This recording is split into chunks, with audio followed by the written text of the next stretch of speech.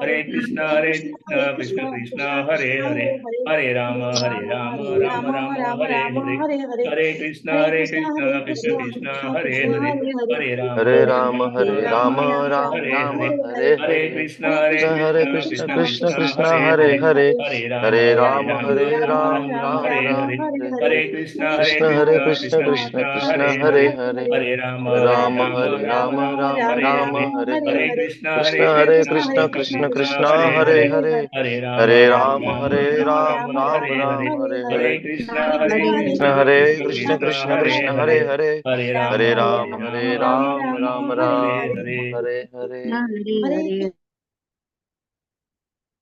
હરે Krishna everyone, સ્વાગત છે તમારું બધાનું ઇસ્કોન મેંગલુરુ શ્રી શ્રી રાધા ગોવિંદ મંદિર કુલાઈ તરફથી. વેલકમ, ખૂબ ખૂબ हरे ધન્યવાદ. कृष्ण। हरे कृष्ण प्रभु जी। हरे દંડવત कृष्ण। પ્રણામ જીવેશ્વર કૃષ્ણચંદ્ર પ્રભુ. હરે हरे કૃષ્ણ, कृष्ण प्रभु जी।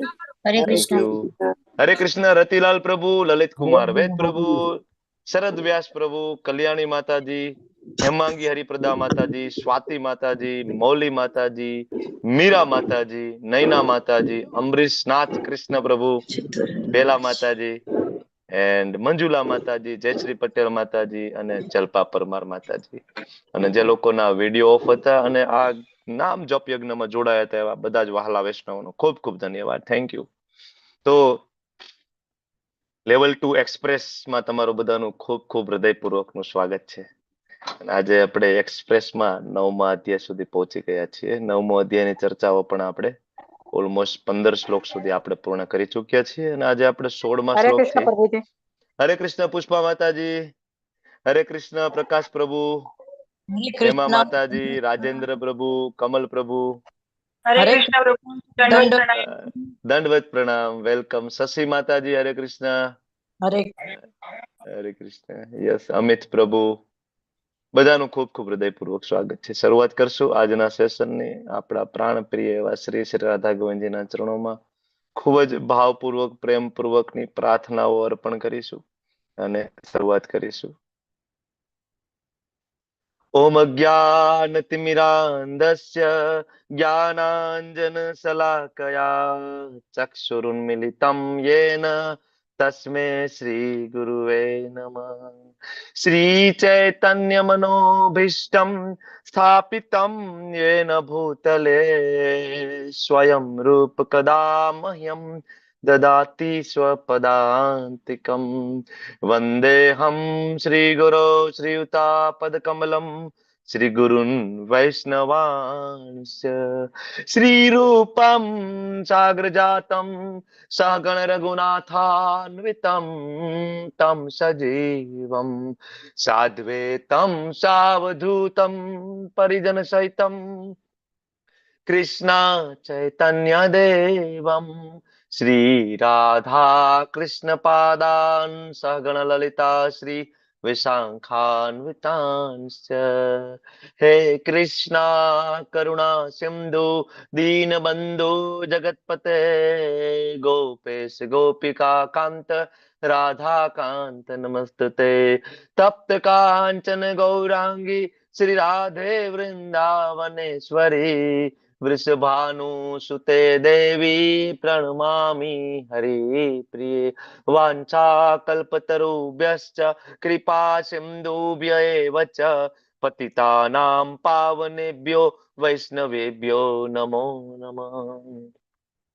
नमो विष्णुपादाय कृष्णापृष्ठाय भूतले श्रीमते जया पताका स्वामी नीति नामिने नमो आचार्य पदाय निताय कृपा प्रदायिने गौर कथा धाम दया नगर ग्राम तारिणे नमो विष्णुपादाय कृष्णा पृष्ठाय भूतले श्रीमते भक्ति वेदांत स्वामी नीति नामिने नमस्ते सरस्वती देवी गौरवाणी प्रचारिणे निर्विशेष शून्यवादी पाश्चात्य देश तारिणे जय श्री कृष्ण चैतन्य प्रभु नित्यानंद श्री अद्वैत गदाधर श्रीवासादि गौर भक्त वृंद हरे कृष्णा कृष्णा हरे कृष्णा कृष्ण हरे कृष्ण हरे हरे हरे, हरे हरे राम राम राम राम राम राम राम राम हरे हरे हरे। हरे। હરે કૃષ્ણ પ્રભુજી જય.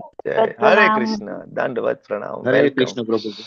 હરે કૃષ્ણ, શોભના માતાજી, વેલુભા વાઘેલા પ્રભુ, વિક્રમી કૃષ્ણચંદ્ર પ્રભુ, અતુલા માતાજી, અને જે હમણાં જોડાયા છે એવા બધા જ વહાલા વૈષ્ણવોનું ખૂબ ખૂબ હૃદયપૂર્વકનું સ્વાગત છે. ઇસ્કોન મેંગલુરુ, શ્રી શ્રી રાધા ગોવિંદ મંદિર, શ્રી શ્રી રાધા ગોવિંદ ગોર નિતાય અને શીલ પ્રભુપાદજીની નિશ્રામાં સંધ્યાકાલીન સત્સંગમાં ખૂબ ખૂબ હૃદયપૂર્વકનું સ્વાગત છે. લેવલ 2 માં. યસ, જીવેશ્વર પ્રભુ, બોલો પ્રભુ, બોલો. હરે કૃષ્ણ પ્રભુ. આજે નેટવર્ક જરા આગુ પાછું છે તો કોસ્ટ જતું રહ્યું છે, અને બીજું પણ કોઈ હોય તો આપી રાખજો ને. કઈ વાંધો નહીં. ચાલો, તમને કોસ્ટ આપી દીધું છે. બોલો, બીજા કોઈ સેવા લેવા માંગે છે કોસ્ટ ને તો આપી દઈએ. હેન્ડ રેસ કરી દેજો કોઈને કોસ્ટ ની સેવા લેવી હોય તો. જલપા પરમાર માતાજી, ઓકે, ચલો આપી દઈએ. Just a minute. સ્વાતિ માતાજી નો એડ્રેસ છે. જલપા માતાજી નો એડ્રેસ થઈને ડાઉન થઈ ગયો. ઓકે, ચલો. સ્વાતિ માતાજી, તમને કોસ્ટ આપ્યું છે, અને જલપા પરમાર માતાજી તમને પણ આપીએ છીએ કોસ્ટ. ખૂબ મહત્વનું કામ છે બેકગ્રાઉન્ડ નો અવાજ બંધ કરવાનો. ઓકે, શરૂઆત કરીશું. ગઈકાલે આપણે ઓલમોસ્ટ 1 થી 8 અધ્યાયનું રિવિઝન જોયું હતું, બરાબર, અને 9મા અધ્યાયમાં પ્રવેશ કર્યો. 9મા અધ્યાયની 7મા અધ્યાય સાથેનો સંબંધ આપણે લોકોએ ગઈકાલે ચર્ચા કરી, અને 9મા અધ્યાયના અલગ અલગ વિભાગો. પહેલો વિભાગ, એમાં જ્ઞાન મેળવવાની લાયકાત ખૂબ મહત્વની વસ્તુ છે. ભગવદ્ ગીતા ઘણા બધા વાંચે છે પણ સમજી શકતા નથી. એક પછી એક શ્લોક પોપટની જેમ બોલે છે, પણ છતાં જીવનમાં ઉતારી શકતા નથી.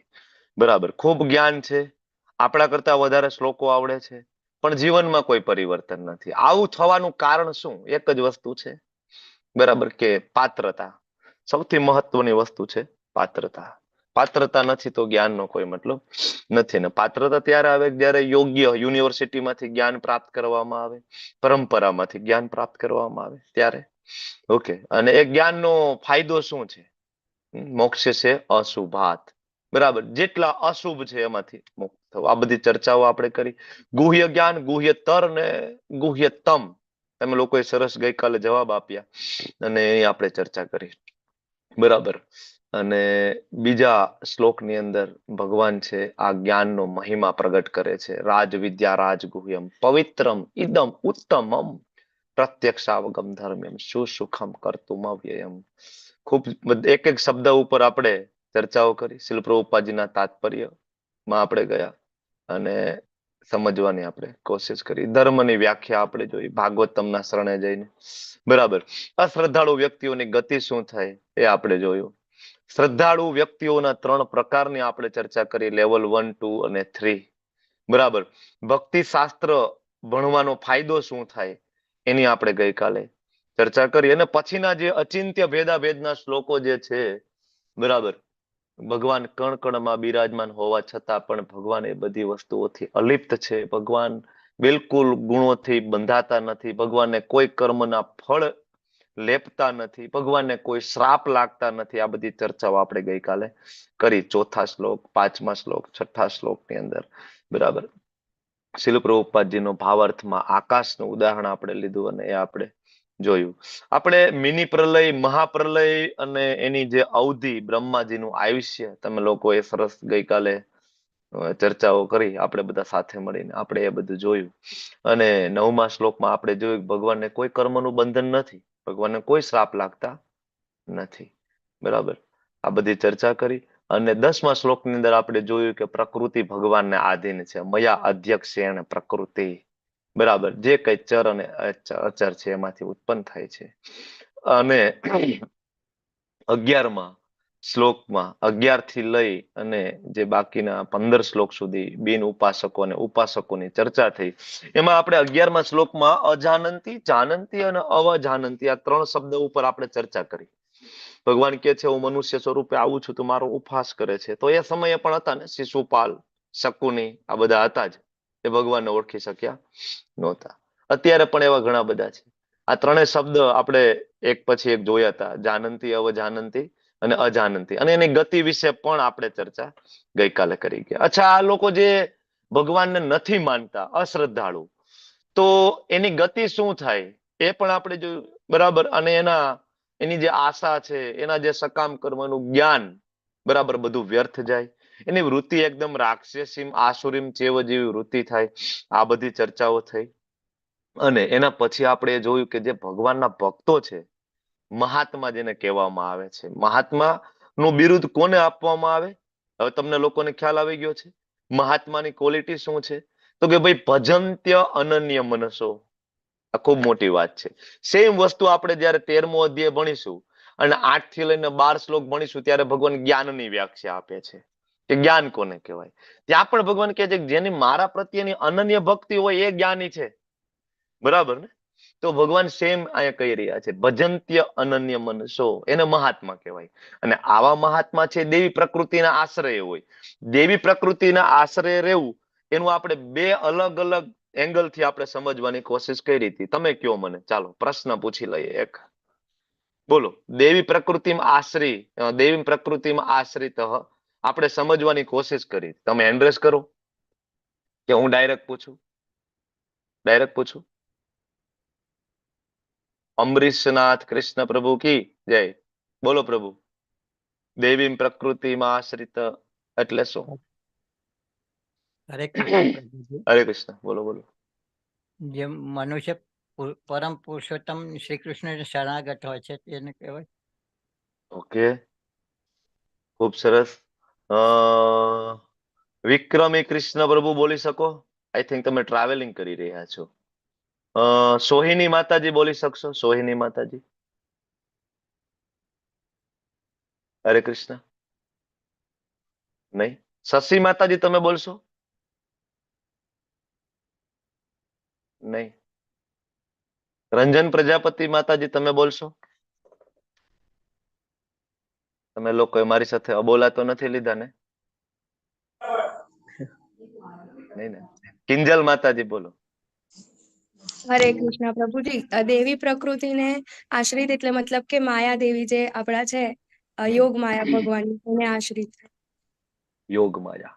ખૂબ સરસ. હરે કૃષ્ણ પ્રભુજી. બોલો. પ્રભુજી, બીજું કે આધ્યાત્મિક પ્રકૃતિના માર્ગદર્શન હેઠળ હોય એને ગણાય. ઓકે, આપણે બહુ ક્લિયર કટ બે એંગલ ગઈકાલે ભણ્યા છીએ. હા, કમલ પ્રભુ બોલો. હા, એટલે દેવી પ્રકૃતિ ના આશ્રય મીન્સ કે ભગવાનને સૌથી જે ભક્તિ કરતા હોય કે તો ભગવાનના જોડે ભગવાન એમની અલગથી સંભાળ રાખવા માટે એમની યોગ માયા શક્તિમાં રાખે છે એમને.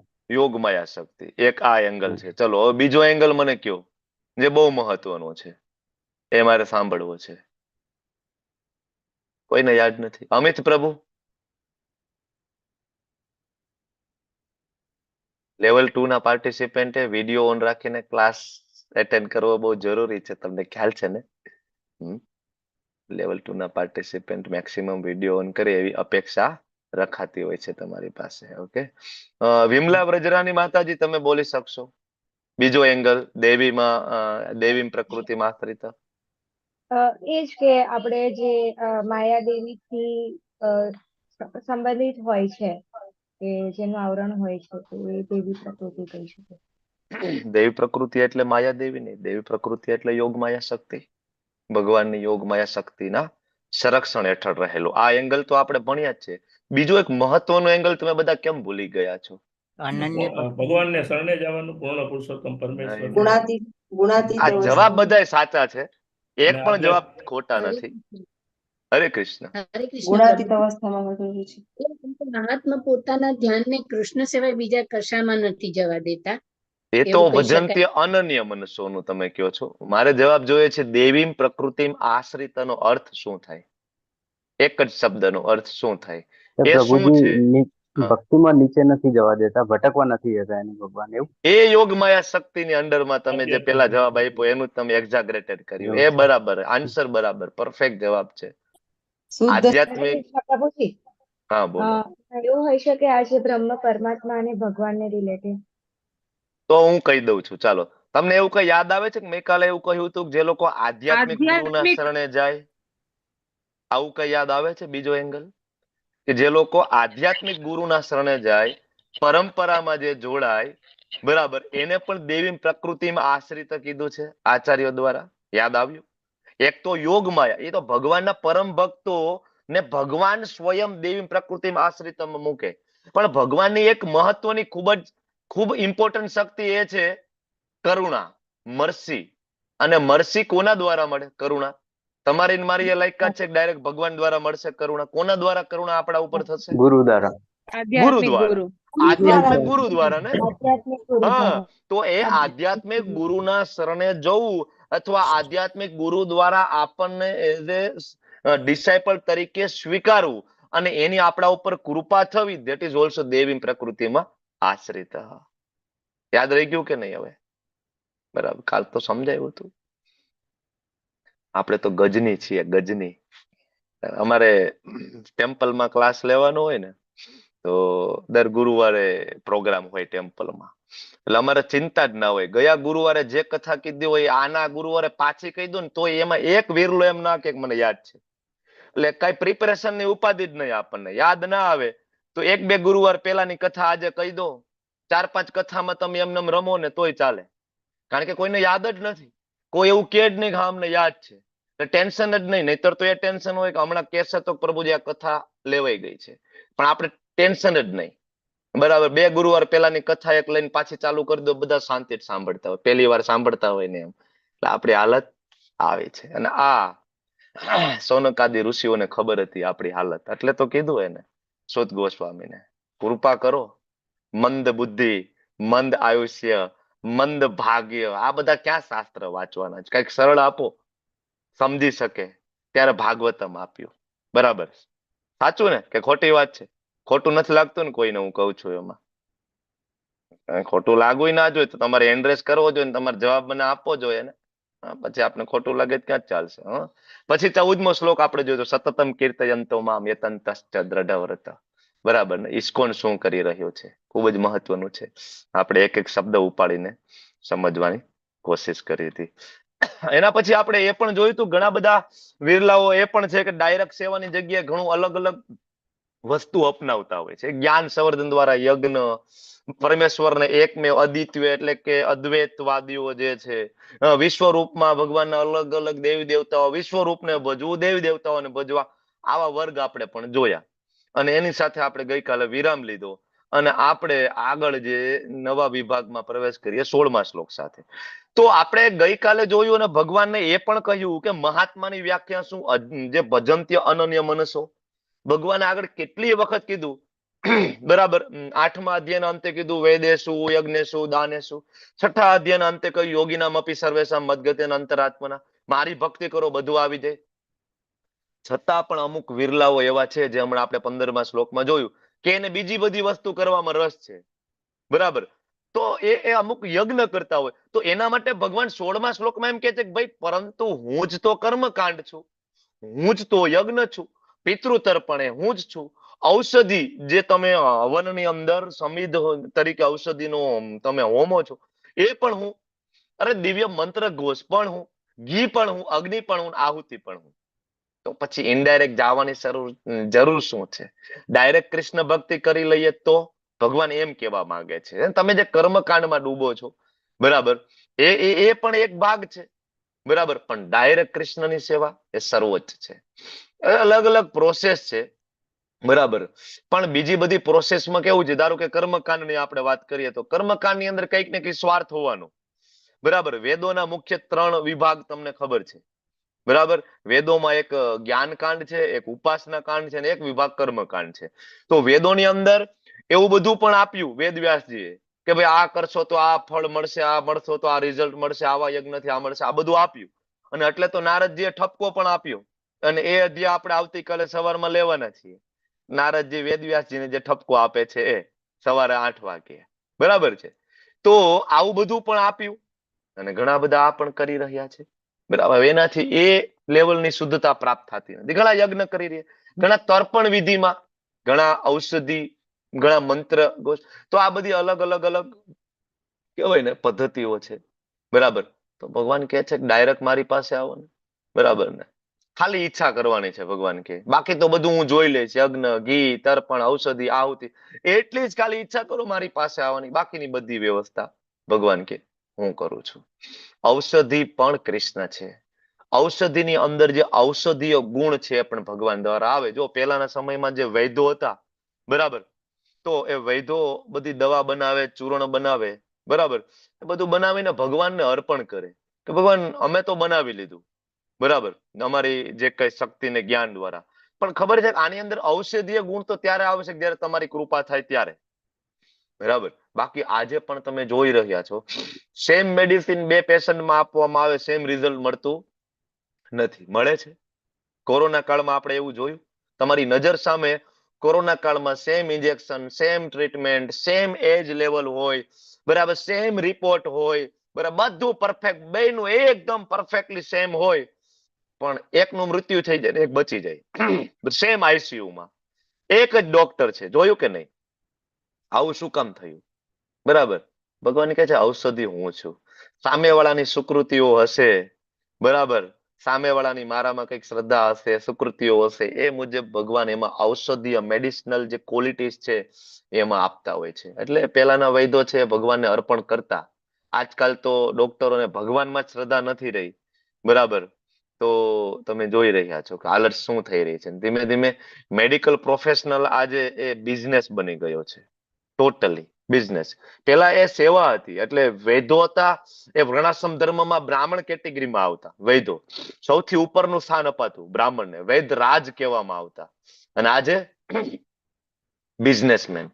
એટલે તો જે કન્ઝ્યુમર જે લો છે એની અંડરમાં ડોક્ટરને મૂક્યા છે આજે, બરાબર. જે લો ની અંડરમાં મોલ અને કરિયાણા વાળાની દુકાન આવે, એ જ સેમ લો ની અંદર ડોક્ટરો પણ આવે છે. ન આવવા જોઈએ ને, બરાબર, કારણ કે ટોટલ બિઝનેસ બનાવી દીધો એટલા માટે. કારણ કે આધ્યાત્મિક નીકળી ગયું ને, સ્પિરિચ્યુઅલ, પોતાની જાતને ભગવાન માનવા માંડ્યા એટલે પ્રોબ્લેમ થઈ. ઓકે, તો મંત્ર ઘોષ જે દિવ્ય ધ્વનિ છે, બરાબર, ભગવાન કે મારા કારણે છે. સૌથી દિવ્ય ધ્વનિ કઈ? હરે કૃષ્ણ કૃષ્ણ કૃષ્ણ હરે હરે, હરે રામ રામ રામ હરે હરે. હરે કૃષ્ણ મહામંત્ર બોલીએ ને બધાએ પોતાનું માઇક ચાલુ કરીને જોડાઈ જવાનું, બે હાથ ઊંચા કરીને, બરાબર. જો તમે શિલ પ્રભુપાદજીના બુક્સ જોયા છે ને, તમે રીડ કર્યું હશે, ત્યારે પ્રભુપાદે હરે કૃષ્ણ મહામંત્ર એવું નથી લખ્યું શોર્ટમાં. પ્રભુપાદે જ્યાં જ્યાં જરૂર પડી ત્યાં આખો જ મંત્ર લખ્યો છે ને, આખો મંત્ર. શું કામ? કારણ કે જ્યારે જ્યારે આપણે વાંચીએ તો આખો મંત્ર એટલી એક વાર તો વાંચી લઈશું. પ્રભુપાદ ને એવું હતું ભાઈ આખી માળા ના કરે તો કઈ નહીં, પણ જયારે કોઈ બુક વાંચશે તો એક વાર તો આખો મહામંત્ર વાંચી લેશે. એટલે એમ જયારે જયારે મહામંત્ર બોલાય ને, બે હાથ ઊંચા કરી જોડાઈ જવાનું. એની અંદર રહેલી જે શક્તિ છે ભગવાનના કારણે છે. અને એ શક્તિનો પ્રભાવ તમે લોકો આજે વિશ્વમાં જોઈ રહ્યા છો ને, વિશ્વના ખૂણે ખૂણે ભગવાન કૃષ્ણ શુદ્ધ ભક્ત તમને જોવા મળે છે, બરાબર. માથે શિખા હોય, મુંડન કરેલું હોય, બરાબર. અને ઘર પરિવાર સંસાર છોડીને તમે લોકો માયાપુર જાઓ, વૃંદાવન જાઓ, સંપૂર્ણ શરણાગતિ, સંપૂર્ણ શરણાગતિ. આપણા જે એક આપણા ગુરુ મહારાજના જ એક શિષ્ય, તમે લોકોએ નામ પણ સાંભળ્યું હશે, હિઝ હોલીનેસ ગુરુ મહારાજ જયપ્રતાકા સ્વામીજી મહારાજના શિષ્યા નિતાય સેવની માતાજી, નામ સાંભળ્યું છે ને, બરાબર. તો એમના લેક્ચર પણ ઘણા બધા સારા હોય છે. એ નિતાય સેવની માતાજી અને એમના હસબન્ડ અમેરિકા રહેતા હતા, બરાબર. ખાલી ગુરુ મહારાજ નો એક વખત એમનો ઓર્ડર થયો કે બધું છોડીને આવો, બરાબર, ને તમારે વિશાખાપટ્ટનમ જવાનું છે, બરાબર. માતાજીને એમના હસબન્ડ આવ્યા, દિલ્હી એરપોર્ટ ઉપર લેન્ડ થયા. ખબર નહોતી વિશાખાપટ્ટનમ કેવી રીતના જવાય, શું આ તે બધું. દિલ્હીથી ટેક્સી કરીને વિશાખાપટ્ટનમ પહોંચ્યા. લેંગ્વેજ ખબર નહીં, લોકલ લેંગ્વેજ શું કઈ ખ્યાલ નહીં, બરાબર. કોઈ બ્લડ રિલેટિવ નહીં, આજુબાજુમાં કોઈ સંબંધ નહીં, કાંઈ નહીં. પ્રચારની ધીમે ધીમે ધીમે શરૂઆત કરીને આજે ભવ્યાતિ ભવ્ય મંદિર વિશાખાપટ્ટનમમાં છે. ગુરુ મહારાજના આદેશના કારણે. ગુરુ મહારાજ કહે છે કે હું પોતે, બરાબર, ભ્રમણ નથી કરી શકતો. ગુરુ મહારાજ પરિવારજક આચાર્ય, તમને ખ્યાલ છે ને, પરિવારજક આચાર્ય એટલે શું? છતાં પણ મહારાજ, તમને ખ્યાલ છે, મોકો મળે તો તરત જ આવી હેલ્થ કન્ડિશનમાં પણ નીકળી જાય છે ને, ચેન્નઈ નીકળી જાય, મેંગલુરુ નીકળી જાય, હા, વારંવાર યાત્રા. તો એમને કહ્યું કે મારી જગ્યાએ તમે પરિવારજક, તમે જાઓ, બધી જગ્યાએ ભ્રમણ કરો અને પ્રચાર કરો. તો જો માતાજી અને એના હસબન્ડ છે એમનું બધું છોડી સંપૂર્ણ કૃષ્ણ ભક્તિમાં લઈને થઈ આખા વિશ્વમાં ભ્રમણ કરે છે, બરાબર ને. ભગવાન અલ્ટિમેટલી શું છે? અલ્ટિમેટલી કૃષ્ણ. કૃષ્ણના શરણે ગયા. આ હરે કૃષ્ણ મહામંત્રનો પ્રતાપ છે, પ્રભાવ છે. આવા હજારો ભક્તો છે. આગળ ભગવાન કે છે પિતા હમસ્ય, હું જ પિતા છું, બરાબર. આ બ્રહ્માંડના પિતા કોણ? જે પાલન કરે એને પિતા કહેવાય. ભગવાન કે હું તો પાલન કરું છું, હું પિતા છું, બરાબર. પછી માતા, જન્મ દેવા વાળા કોણ છે? અહમ બીજ પ્રદ પિતા આગળ પણ આવશે. અને માતા તો કે ભાઈ મેં દ્રષ્ટિપાત કરીને આપણને બધાને ભગવાને ગર્ભાન્વિત કર્યા, તો માતા પણ એ. દાતા, પાલન કરતા કોણ આપણા? માતા અને પિતા, બરાબર. પાલન કરતા પણ એ, બરાબર. દાતા, આશ્રય દાતા, માતા પિતા મળીને આપણને આશ્રય આપે. આશ્રયદાતા પણ આપણે. બ્રહ્માજીની રાત પડે કોણ સાચવે આપણને બધાને? બ્રહ્માજીનું મૃત્યુ થઈ જાય કોણ આપણને સાચવે?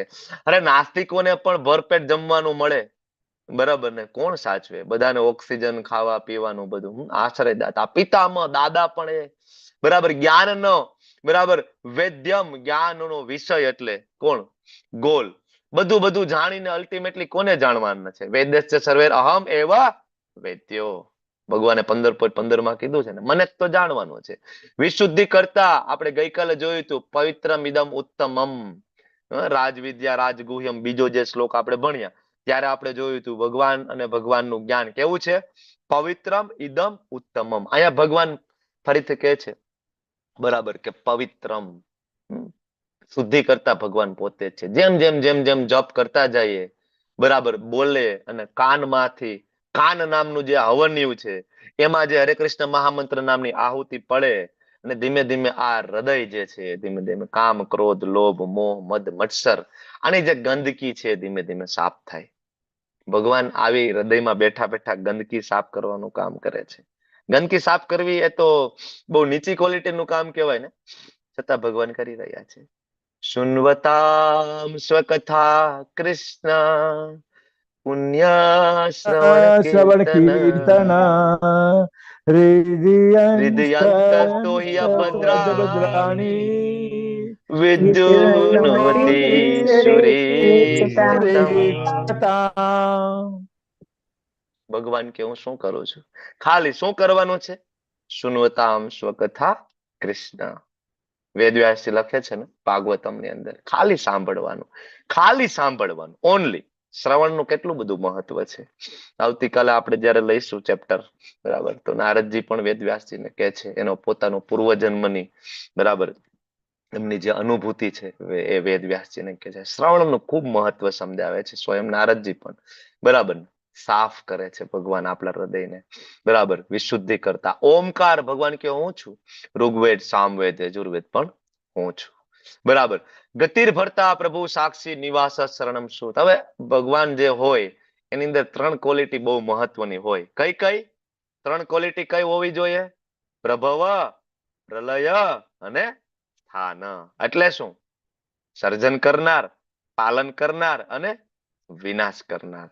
આ 3 ક્વોલિટી હોવી જોઈએ. ખાલી સર્જન કરનાર હોય તો પણ ભગવાન ના કહેવાય, ખાલી પાલન કરનાર હોય તો પણ ભગવાન ના કહેવાય, ખાલી વિનાશ કરતા હોય તો પણ ભગવાન ના કહેવાય, બરાબર. ભગવાન 3 જે કાર્ય છે ભગવાન કે હું કરું છું. પરમ લક્ષ્ય, ગંતવ્ય સ્થાન, જ્યાં જવાનું છે, અંતિમ લક્ષ્ય કોણ છે? કૃષ્ણ, બરાબર. પાલન કરતા કોણ છે આપણા? કૃષ્ણ. સાક્ષી, હૃદયમાં બેઠા બેઠા શું કરે છે? બોલો 13મા અધ્યાયમાં. હા, ભગવાન હૃદયમાં બેઠા બેઠા શું કરે? કયા 2 કામ કરે? ઉપદ્રષ્ટા હનુમંતા. ઉપદ્રષ્ટા અને હનુમંતા. સ્વભક્તિ શ્રી આ માતાજી કી જય, બરાબર. ઉપદ્રષ્ટા, હનુમંતા, સાક્ષી પૂરે છે, બરાબર ને. તો નિવાસ, બરાબર, આપણને આશ્રય પૂરું પાડે. શરણમ, સુરત, સુરત, આ એક શબ્દ આગળ ક્યાંક આવે છે ને, સુરત. ક્યાં આવે છે? કયા શ્લોકમાં? બોલો બોલો બોલો. ભોક્તારમ યજ્ઞ તપસમ. હા, બોલો બોલો બોલો બોલો બોલો એ શ્લોક બોલો, જેટલાને આવડે એટલાને. ભોક્તારમ સુરદમ સર્વભૂતાનામ સુરતમ સર્વભૂતાનામ સુરતમ. અત્યંત પ્રિય મિત્ર, જે આપણા હૃદયની વાત જાણે ને એવા મિત્ર છે. સાથે સાથે પ્રભવ પ્રલય સ્થાનમ. ભગવાન કે હું સર્જન કરું, પ્રલય કરું, સર્વનો આધાર એટલે કે પાલન કરતા હું, આશ્રય આપનાર હું અને અવિનાશી બીજ પણ હું, બરાબર. શું કામ આપણને પ્રભુપાદ જેવા પરમ ભક્તે લિફ્ટ આપી હોય તો પછી પગથિયા ચડીને ગોટાળે ચડવાનો કઈ મતલબ ખરો? બરાબર, જે ભગવાન સ્વયં આપણને કહી રહ્યા છે. તો ઘણા બધા ને એમ થાય કે હું દેવતાઓની ભક્તિ કરું. બરાબર, તો દેવતાઓમાં સૌથી ઉચ્ચ કોટીના દેવતાઓની વાત થાય, જે સ્વર્ગમાં બિરાજમાન હોય, એ દેવતા કયા? સ્વર્ગમાં બિરાજમાન કોણ? ઇન્દ્ર. બરાબર. ઇન્દ્રનું કામ શું? મેન બધા દેવતાઓનું મેનેજમેન્ટ કરવાનું, વરસાદ મોકલવાનું. બરાબર. અહીંયા ભગવાન અર્જુનને કહે છે, હે અર્જુન, ઉષ્ણતા તો હું જ આપું છું. ઘણા બધા સૂર્યની જ ઉપાસના કરતા હોય, તો ભગવાન કે ઉષ્ણતા હું આપું છું. હા, વરસાદને રોકી હું રાખું ને મોકલું હું છું.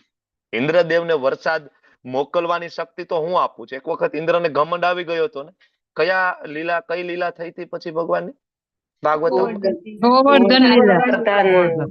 ગોવર્ધન લીલા. ઇન્દ્રને એમ કે નાનું એવું બાળક મારો યજ્ઞ બંધ કરાવી દે? હા, આવી બધી મજાલ. હા, ઇન્દ્ર કે ચાલો આપણો હાથી કરો રેડી. બરાબર ને, બધા મેઘને કહી દીધું કે ચલો વૃંદાવનને વહાવી દેવું છે. ભગવાન ડાબા હાથની ટટલી આંગળીમાં ગિરી ગોવર્ધન મહારાજને ધારણ કરે અને વૃંદાવન વાસીઓને કેવો રતિભાર પણ તકલીફ પડવા દેતા નથી. બરાબર, ભગવાન ઇન્દ્રને ઇનડાયરેક્ટલી કહેવા માંગે છે, બેટા તારી જે કઈ શક્તિ છે ને એ તો મારા ડાબા હાથની ટટલી આંગળી બરાબર પણ નથી. બરાબર, પછી આવે છે ને ઇન્દ્ર, ભૂલ થઈ ગઈ. તો જે દેવતાઓ જે છે, જે કુળદેવી છે, સ્વર્ગમાં બિરાજમાન બે પ્રકારના દેવતાઓ, અધિકારી દેવતાઓ અને એક જે પુણ્ય કર્મ કરીને આગળ વધેલા દેવતાઓ, બધી પ્રકારના દેવતાઓ, એના જે પાર્ષદો, આ બધા જ દેવતાઓ જે છે એ બધામાં સર્વશ્રેષ્ઠ દેવતા છે ને એ પણ ઇન્દ્રને નતમસ્તક છે. એટલે ભગવાન ઇનડાયરેક્ટલી કહેવા માંગે છે, બરાબર, કે મારી પૂજા કરો. અમરત્વ તો હું જ છું. એક ભાઈ હતા, બરાબર, એ બ્રહ્માજી ને પ્રસન્ન કર્યા અમર થવા માટે. કોણ હતા એ? ઓ બ્રહ્મદેવાય નમઃ. બ્રહ્માજીને પ્રસન્ન કર્યા. કેટલા વર્ષ એને તપ કર્યું? કેટલા વર્ષ? 33,000 33,000 વર્ષ. 33,000 વર્ષ. અને કેવી રીતના? પગના અંગૂઠા ઉપર ઉભા રહી.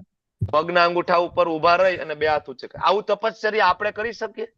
તમને એમ થાય કે હું તપ કરું, દાન કરું, યજ્ઞ કરું, તો બધાના આપણી પાસે ઉદાહરણ છે, દાનીના, તપસ્વીના, વેદાંતીઓના, બધાના. અને એ બધા જેટલું કોઈ ના કરી શકે ને બધાને ભગવાન પ્રાપ્ત નથી થયા. બરાબર છે. હવે આને બ્રહ્માજીને પ્રાપ્ત કરીએ ને બ્રહ્માજીને એમ કે છે, બ્રહ્માજી અમર થઈ જવું છે. બ્રહ્માજી કે બેટા અમર તો હું નથી, ખોટી જગ્યાએ આવી ગયો. 33,000 વર્ષ સુધી તપશ્ચર્યા કરી અને ખબર પડે કે આ તો રોંગ નંબર લાગી ગયો. હાલત કેવી થાય? આના કરતા ધ્રુવ મહારાજે 6 જ મહિના તપશ્ચર્યા. 6 જ મહિના. બરાબર ને? 6 મહિના. એમાંય પહેલા મહિનામાં તો ખાઈ પીને, બીજા મહિનામાં ફળ ફૂલ લઈને, બરાબર, આરામથી. છેલ્લો 1 મહિનો વધારે કપરી તપશ્ચર્યા. અને એમાં ભગવાન સ્વયં પ્રગટ થાય, કૃષ્ણ સ્વયં પ્રગટ થાય, ધામે આપે, વૈકુંઠે આપે અને 36,000 વર્ષનું રાજ્ય આપે. તો શું કરવું જોઈએ?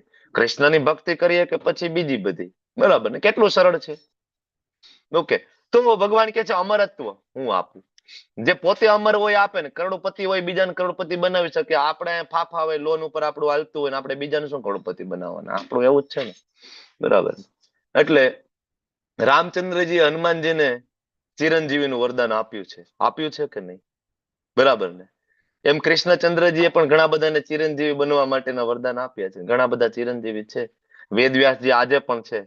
ક્યારેક તમે લોકો 4 ધામ જાઓ, બદ્રિકા આશ્રમ બાજુ જાઓ તો આટો મારજો. તમને લોકોને ક્યાંક મળે તો મને ફોન કરજો, તો આપણે બધા જઈશું. છે ખરી ત્યાં, નથી એવું નથી. કદાચ તમારી દિવ્ય દ્રષ્ટિ તમને આપે, તમને દર્શન થાય. મધ્વાચાર્ય સ્વયં ગયા હતા ને, મધ્વાચાર્યની દીક્ષા 1000 વર્ષ પહેલા જ થઈ છે. બરાબર, 1000 વર્ષ પહેલા, જાજો ટાઈમ નથી થયો હજી. અને હજી ત્યાં વેદવ્યાસજી બેઠા છે. 4 ધામ જાવ તો દર્શન કરજો. ચિરંજીવી છે ને, બરાબર. બીજા ઘણા બધા છે. અમરત્વ એ આપે જે પોતે અમર હોય. સાક્ષાત મૃત્યુ છે. મૃત્યુ તો એના માટે જ જે ભગવાનના ભક્તો નથી. ભગવાનના ભક્તો માટે ભગવાન અમરત્વ પ્રદાન કરે. જે ભગવાનના ભક્તો નથી એને મૃત્યુ આપે. બરાબર, ચેતન તત્વ અને જળ તત્વ બંને મારામાં છે, ભગવાન કહે છે. ઓકે, તો હવે આગળ વાત થઈ ભગવાન આપણને કહ્યું કર્મકાંડ, યજ્ઞ, આહુતિ આ બધું હું છું. છતાં ઘણા બધા એવા માણસો બરાબર છે કે જે વેદોના અમુક ભાગની અંદર ખૂબ આસક્ત હોય છે. કયા ભાગની અંદર? કર્મકાંડ વાળા ભાગની અંદર. તો 20મા શ્લોકની અંદર ભગવાન એમ કે છે કે વેદાધ્યયન કરે બરાબર તો એ સોમરસનું પાન કરે અને એ સ્વર્ગની પ્રાપ્તિ થાય. હા, એને પાપ કર્મમાંથી જરૂર મુક્તિ થાય ભગવાન કહે છે, કારણ કે વેદો વાંચે, વેદોના નિયમોનું પાલન કરે તો પાપ કર્મમાંથી તો એની મુક્તિ ધીમે ધીમે થાય. પણ પાપ કર્મમાંથી મુક્તિ થઈને આગળ એને પુણ્યમય અને સ્વર્ગીય ઇન્દ્રલોકમાં એનો જન્મ થાય અને આનંદ પણ ત્યાં મેળવે. આમાં જે ત્રૈવિદ્યા શબ્દ છે, શ્રીલ પ્રભુપાદ એના ઉપર ખાસ ભાર મૂકે છે તાત્પર્યમાં. ત્રૈવિદ્યા એટલે 3 વેદ, સામવેદ, યજુર્વેદ અને ઋગ્વેદ. અથર્વવેદ છે આ 3 વેદોનો એક ભાગ છે. અથર્વવેદ છેલ્લે આવે, તમને બધાને ખ્યાલ છે. એટલે જ્યારે જ્યારે ભગવદ્ ગીતામાં વેદની વાત થાય ત્યારે 3 વેદની ચર્ચા છે. તમને એમ થાય ચોથો વેદ આમાં કેમ નથી, પણ ચોથો વેદ આનો ભાગ છે, અથર્વવેદ. એમ તો 5મો વેદ તરીકે બરાબર આયુર્વેદને પણ ઘણી જગ્યાએ ઉલ્લેખ કરેલો છે. ઉપવેદ તરીકે પણ આયુર્વેદનો ઉલ્લેખ કરેલો છે.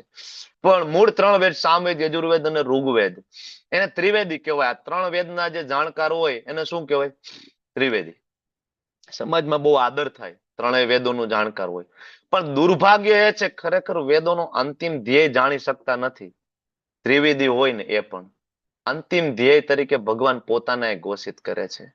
બરાબર, ક્લિયર કટ છે. હરે કૃષ્ણ મહામંત્ર જપ કરીએ બરાબર, અંતિમ જે ધ્યેય છે ભગવાનનું નામ છે. અને આજકાલ તો લોકો વેદો વાંચે છે મોટા ભાગે શૈક્ષણિક દ્રષ્ટિએ વેદોનું જ્ઞાન લેવામાં આવે. શૈક્ષણિક દ્રષ્ટિએ કે ભાઈ વાંચે, એક્ઝામ આપે, શ્લોક બધા પરફેક્ટ આવડતા હોય, પણ તમે જોવો ને તો જીવનમાં એપ્લાય ન હોય.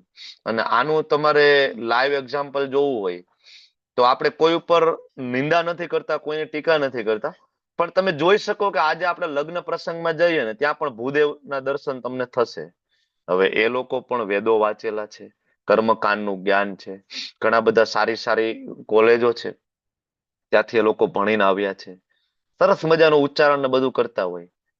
પણ સાથે સાથે માવોય ચાલુ છે ને તમાકુય ચાલુ છે ને વેદ મંત્રોય ચાલુ છે અને લગ્નમાં મંત્ર ઘોષ પણ થાય છે ને બરાબર. હમણાં જ અમારે યજ્ઞમાં જવાનું થયું, તમે લોકો જોવા, આ તો તમે લોકો વારંવાર જોતા છો, આમ કોઈ નવીન વાત નથી આ બરાબર. કે લગ્ન ચાલુ છે, મોઢામાં માવો ભરેલો છે, વારંવાર થૂકવા જાય છે, આવીને પાછા બેસે છે, વળી મંત્રોચ્ચાર કરે છે અને એ લગ્નની વિધિ ચાલુ છે. પાછળ આપણા જેવા બધા ઊભા છે, પછી ઓલા કાગળિયા નીકળે એવા ફટાકડા ફોડીએ છીએ જયારે 4 ફેરા ફરે છે.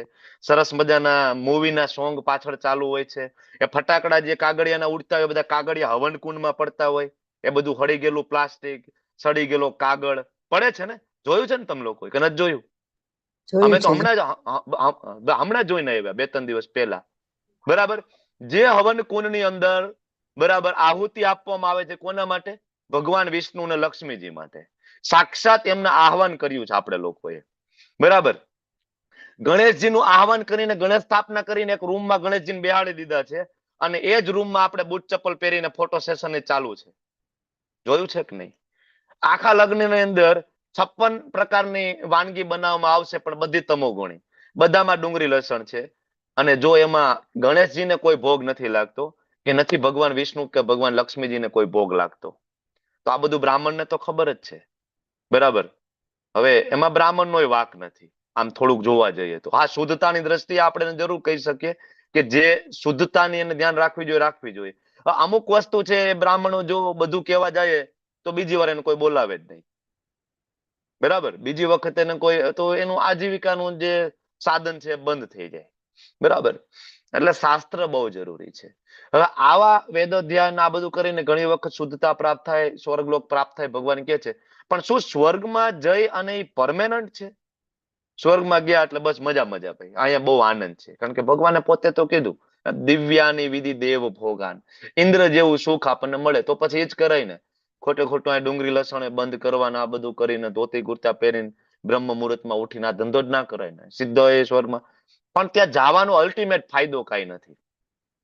સ્વયં પ્રભુપાદ એમના લેક્ચરમાં કહે છે કે કદાચ બ્રહ્માજી બની જાય ને તોય ફાયદો શું? ધારો કે બ્રહ્મા પણ બની શકાય, તમને ખ્યાલ છે ને બ્રહ્મા ઇટ્સ અ પોસ્ટ, બરાબર, તો બ્રહ્મા પણ બની શકાય, પણ પ્રભુપાદ કે બ્રહ્મા બનીને ફાયદો નથી. અને ભગવાન આ બહુ ક્લિયરલી કહે છે, તે તમ ભુક્તવા સ્વર્ગ લોકમ વિશાલમ, વિશાળ સ્વર્ગીય સુખ ભોગ્યા પછી પણ ક્ષીણે પુણ્ય મૃત્યુ લોકમ વિસંતિ, ક્ષીણે પુણ્ય મર્ત્ય લોકમ વિસંતિ. પાછું જેવું તમારું ખાતું પૂરું થયું ને પુણ્યનું, બરાબર, ધડામ દઈને પાછા હતા ત્યાં ત્યાં. ફાયદો શું? ખૂબ દાન કર્યું, ખૂબ પુણ્ય. ઘણા બધા એમ કે ને પુણ્યનું પાથું બાંધી લ્યો. અરે પાથું બાંધીને ફાયદો શું પુણ્યનું? એટલે ભગવદ ગીતા બહુ ક્લિયરલી કહે છે કે પાપ પણ નહીં અને પુણ્ય પણ નહીં. કારણ કે બંને ભોગવવા આવવું પડશે. પાપ કરો તોય ભોગવવાનું, પુણ્ય કરો તોય ભોગવવાનું. પાપ કરીને ડાયરેક્ટ નરકમાં જવાનું છે, પુણ્ય કરીને વાયા નરકમાં જવાનું છે. બે અલ્ટિમેટલી નરકના જ રસ્તા છે, પાપ અને પુણ્ય બંને. એટલે ભગવાન કહે છે ક્ષીણે પુણ્ય મર્ત્ય લોકમ વિસંતિ, બરાબર, મૃત્યુલોકમાં પાછા આવે છે. 3 વેદોના સિદ્ધાંતોમાં દ્રઢ રહીને ઇન્દ્રિય સુખ પામવા પ્રયત્ન તો કરે છે, પણ નિરંતર જન્મ મૃત્યુને પ્રાપ્ત થાય છે. આ એના જેવી વસ્તુ છે કે પપ્પાએ ક્રેડિટ કાર્ડમાં 1 લાખ રૂપિયા જમા કરાવી દીધા, મુંબઈ ગયા ને ખૂબ મજા કરી, અહીંયા સ્વાઇપ કરવાનું, અહીંયા સ્વાઇપ કરવાનું, અહીંયા સ્વાઇપ કરવાનું, ઓલું શોપિંગ કરવાનું. એક વખત પછી ઓલો શોપિંગ વાળો એમ કહી દે કે ભાઈ લિમિટ પૂરી, મોલ વાળો ક્રેડિટ કાર્ડ વાળો કહી દે લિમિટ પૂરી. પછી પાછા પપ્પાને ગોતવા જવું પડે, પપ્પા લિમિટ પૂરી થઈ ગઈ, રિચાર્જ કરાવી દો. બસ આ જ પુણ્ય કર્મ છે, કોઈ મતલબ નથી, બરાબર ને? આપણે આપણા નામની આગળ સ્વર્ગવાસી, આપણા નામની આગળ કોઈ શોખ ના હોય, પણ જે વયા ગયા એના નામની આગળ આપણે લગાડીએ. આપણા નામની આગળ તો બીજા કોઈક લગાડશે, બરાબર. યાદ રાખજો, સ્વર્ગવાસી ના લગાડે ને ગોલોકવાસી લગાડે ને, એવું કંઈક કરીને જજો. સ્વર્ગવાસી નહીં, ગોલોકવાસી લગાડે. ખાલી લગાડવા ખાતર નહીં, એવું કર્મ કરીને જાજો કે ખરેખર ગોલોકવાસી લગાડે ને ખરેખર ગોલોકમાં જાય. લગાડવા ખાતર ઘણા બધા લગાડી દે છે. આખી જિંદગી ક્રાઇમ કર્યા હોય ને. હમણાં અમે દ્વારકા ગયા હતા, હું નામ નથી લેતો, બરાબર, અમે એક ફોટો જોયો હતો, ફોટા જોઈને ખબર પડી જાય આખી જિંદગી શું બધા કાર્યક્રમ થયા છે. એની નામની આગળ લખેલું છે ગોલોકવાસી, બરાબર. એટલું બધું સરળ હશે ગોલોકમાં જવું. લગાડવા ખાતર નહીં, ખરેખર એવું કામ કરીએ કે ગોલોકમાં એન્ટ્રી મળે, બરાબર. આગળ 22મા શ્લોકમાં આગળ વધીએ. ઓકે, આ બધી ચર્ચાઓ આપણે થઈ ગઈ. 22મા શ્લોકમાં ભગવાન કહે છે, આ 22મા શ્લોકને કંઈક અલગ એક શ્લોક તરીકે ઓળખવામાં આવે છે. કઈ રીતના? LIC શ્લોક. LIC શ્લોક. હા, અનન્યા ચિંતયંતો મામ યે જના પર્યુપાસતે તેસામ નિત્ય અભિયુક્તાનામ યોગક્ષેમમ વહામ્યહમ. બરાબર, અનન્ય ભાવે દિવ્ય સ્વરૂપનું સદા ચિંતન કરતો રહે, મને ભજે. ભગવાન કે એને ચિંતા શું કરવાની, એની જરૂરિયાતની પૂર્તિ તો હું કરું છું, એની પાસે જે કાંઈ હોય એનું રક્ષણ હું કરું છું, બરાબર ને? ટેન્શન શેનું લેવાનું છે? આગળ વાળાને જે વેદો વાંચે સ્વર્ગમાં જઈને મજા કરે તો આપણને ચિંતા થાય, સાલું આપણું શું, બરાબર ને? આ બધા તો વેદો વાંચીને મજા કરશે, આપણું ધ્યાન કોણ રાખશે? એટલે એક્ઝેક્ટલી પછી તરત શ્લોક આપ્યો. તમે સમજો છો? તમારા મારા મનમાં પ્રશ્ન થાય ને, એ કૃષ્ણને ખબર છે કે આ લોકો બધા વેદો વાંચીને કર્મકાંડમાં આગળ વધીને ઇન્દ્રિય સુખ ભોગવે, અમારું શું? બરાબર. તો ભગવાન કે તમે શું કામ ચિંતા કરો છો? તમારી જે કઈ જરૂરિયાત હશે ને, માળા કરતા જે કઈ વિચાર કરશો ને જે કઈ કામના કરશો, ભગવાન કે બધી પૂરી કરીશ. યાદ રાખજો, માળા કરતી વખતે શું કામના કરવી. ભૌતિક કામના કરશો તો ભૌતિક કામના પૂરી કરશે. અને આવા હજારો એક્ઝામ્પલ છે. અને પેલા મેં તમને મુંબઈના એક માતાજીનું લેવલ 1 માં કથા કીધી, તમને યાદ હોય તો, બરાબર. હું ફરીથી એક કથામાં નથી જતો, યાદ કરજો, બરાબર. મગજના ખૂણામાં ક્યાંક કથા પડેલી છે તમારા, બરાબર. એ કથા કીધી. ભગવાન હંમેશા એના ભક્તોનું ધ્યાન રાખે છે, બરાબર. બંધુ મોહંતીની કથા તમને લોકોને કીધી હતી. કોઈને યાદ હોય તો ખાલી હેન્ડ રેઝ કરો, તમને ખબર પડે કોઈને યાદ છે કે પછી ફરીથી લઈ લો તો કઈ ઉપાધિ જ નથી આપણે. કોઈને યાદ નથી બંધુ મોહંતી? અરે બોલ, કઈ ચિંતા જ નથી. નથી સાંભળીને કઈ તો દીધી જ છે, પણ મેં કીધું એમ કે ચિંતા જ નહીં. 4-5 કથા પ્રભુજી નથી સાંભળી. હમણાં હું તમને યાદ દેવડાવું, જો હમણાં હું તમને યાદ દેવડાવું, યાદ નથી સાંભળી. નહીં તો એ બધા કોઈ બીજા જ હશે, લેવલ 2 વાળા અને લેવલ 1 વાળા. બીજા એવું ને? શરૂઆત કરીએ, ચાલો. બંધુ મોહંતી, ઓડિશા, જાજપુર નગર, જગન્નાથપુરી થી થોડુંક દૂર, બરાબર. ભિક્ષા માંગીને ખાય ભગવાન જગન્નાથજીના પરમ ભક્ત. વાત અહીંયા કરવાની છે ભગવાન જરૂરિયાતની પૂર્તિ કરે એની. એટલે હું તમને આ કથા કહી રહ્યો છું. હા હવે પ્રભુજી કીધી હવે થોડી યાદ યાદ આવ્યું આવી. કોઈને? આવ્યું ને? મેં નો કીધું આપણે તો બધા ગજની જ છીએ. ના કીધું 4-5 કથા પાકી કરી લેવાની ને એક કથા રિપીટ કહી દે રાખવાની. ઉપાધિ જ નહીં, આપણને ક્યાં કોઈને યાદ જ હોય. યાદ આવ્યું થોડું ઘણું? ભિક્ષા માંગીને ગુજરાન ચલાવવાનું, પૈસા પ્રત્યેનો કોઈ મોહ નથી, ભૌતિક જગતથી સંપૂર્ણ અનાસક્તિ. હવે એવું થાય એક વખત દુકાળ પડે, ભિક્ષા કોણ આપે? દુકાળમાં પોતાને ખાવાના ફાફા હોય, કોણ ભિક્ષા આપવાનું હતું? બરાબર. પત્ની જોયું કે બાળકો ભૂખ્યા અને ભૂખના કારણે મૃત્યુની નજીક પહોંચી ગયા ધીમે ધીમે બાળકો. બરાબર. તો પત્ની એમ કે છે એના પતિને, તમારા કોઈ મિત્ર હોય તો આપણે એની પાસે જાય, તમારા કોઈ સગા હોય તો એની પાસે જાય. તો બંધુ મોહનથી કે છે કે ભાઈ મારું બીજું તો કોઈ સગું નથી, પણ એક મારો પરમ મિત્ર છે. કોણ છે? જગન્નાથ. એક મારો પરમ મિત્ર છે જગન્નાથ, ત્યાં જઈએ ને આપણી બધી મુશ્કેલીઓ ગાયબ થઈ જશે. હાલ ને એ બાને દર્શને થઈ જશે. એમ કરીને આખો પરિવાર બ્રાહ્મણ કુટુંબ નીકળો ભગવાનને જગન્નાથપુરી ઉપડ્યા. 4 દિવસે જગન્નાથપુરી પહોંચ્યા. જગન્નાથપુરી તમે જાઓ તો 4 દ્વાર છે. મુખ્ય દ્વાર સિંહ દ્વાર છે. સિંહ દ્વારથી પ્રવેશ કરીએ, બહુ ભીડ હતી, બહુ ભીડ, દર્શન ના થયા. તો બંધુ મોહનથી એમની પત્નીને કીધું કે આજ મારો મિત્ર બહુ બીજી લાગે છે. ખરેખર હમણાં જગન્નાથપુરી ગયા ને, બરાબર, અમે લોકો સવારમાં 3 વાગે લાઈનમાં ઉભા રહેતા, 5, 5:30 દર્શનમાં વારો આવતો, 3 વાગ્યાના લાઈનમાં ઉભા હોય તો એ. અને એ ભગવાન પ્રત્યેના એના ભક્તોનો ભાવ આપણને જોવો ખૂબ ખૂબ ગમે. બધા હાથમાં કઈ ને કઈ છે, કોઈના હાથમાં કમળ છે, કોઈના હાથમાં તુલસી પત્ર છે, બરાબર. અને બધા મોટી લાઈન છે. એમાં જયારે ચાતુર્માસના છેલ્લા દિવસો હતા ને, 5 દિવસ, ત્યારે તો 2-2 કિલોમીટરની લાઈન લાગેલી, 6-6, 7-7 કલાકે. એ સમયે જ ઓલમોસ્ટ અમે ત્યાં હતા. 6-6, 7-7 કલાકે વારો હતો, તો પણ બધા એકદમ શાંતિથી બેઠા છે, ખાધા પીધા વગરના, ભૂખ્યા તરસ્યા બેઠા છે. તો આ બંધુ મોહનથી ગયા ને ત્યારે પણ થોડીક હાલત એવી હતી કે દર્શન ના થયા. તો કે ભાઈ મારો મિત્ર થોડોક આજ બિઝી છે, થોડાક આજ વધારે અતિથિ ત્યાં આવ્યા લાગે છે, કાલે આપણે મળી લઈશું. એને પત્નીને કહે છે. મંદિરની પાછળની સાઈડમાં જ્યાં ભગવાનનો ભોગ મને ચોખા રંધાય ને, ચોખાનું જે ઓસામણ એને પેજા કહેવાય, બરાબર. એ પેજા જે નાલીમાંથી નીકળે ને, એ બધી ગાયો ને બધું પીતા હોય. તો એના ભક્ત એમ કીધું કે ભાઈ આજે આપણે આ પેજા પીને સુઈ જઈએ. ચોખાનું ઓસામણ જે આવે ને, આજે આપણે આ પી લઈએ ને આપણે આજે સુઈ જઈએ. કાલ મારો મિત્ર આપણે મળી લઈશું, પછી આપણે ચર્ચા કરીશું. તો પત્ની ને બંને બાળકો ને બધા એ પેજા પીને સુઈ ગયા, બરાબર. હવે રાત્રે સ્વયં જગન્નાથજી વેદીમાંથી બહાર નીકળી ગયા. પોતે રસોઈ ઘરમાં ગયા, પોતાની જે સોનાની જે થાળી હતી, સોનાની થાળી લીધી અને બધો ભોગ એક પછી એક વસ્તુ એમાં ગોઠવી અને પોતે બંધુ મોહંતી પાસે એક સરસ સંતનું રૂપ ધારણ કરીને ગયા અને બંધુ મોહંતીને કીધું, બરાબર, કે તમારા પરમ મિત્ર એ તમારા માટે ભોગ મોકલાવ્યો છે. બંધુ મોહંતીને તો ખબર હતી કે ભગવાન આપે છે. મેં કઈ આશ્ચર્ય નહોતું, ખબર હતી મારો મિત્ર છે, મારું ધ્યાન રાખે છે. રાત્રે બધાએ ખાધું પીધું અને સુઈ ગયા. હવે ઓલી જે સોનાની થાળી હતી ત્યાં પડી રહી. હવે એને તો કોઈ આસક્તિ હતી નહીં કે લઈને કઈ ઠેલામાં નાખી દે. સવારે જયારે પૂજારીને બધા આવ્યા તો ભગવાનની સોનાની થાળી મળે નહીં, બરાબર.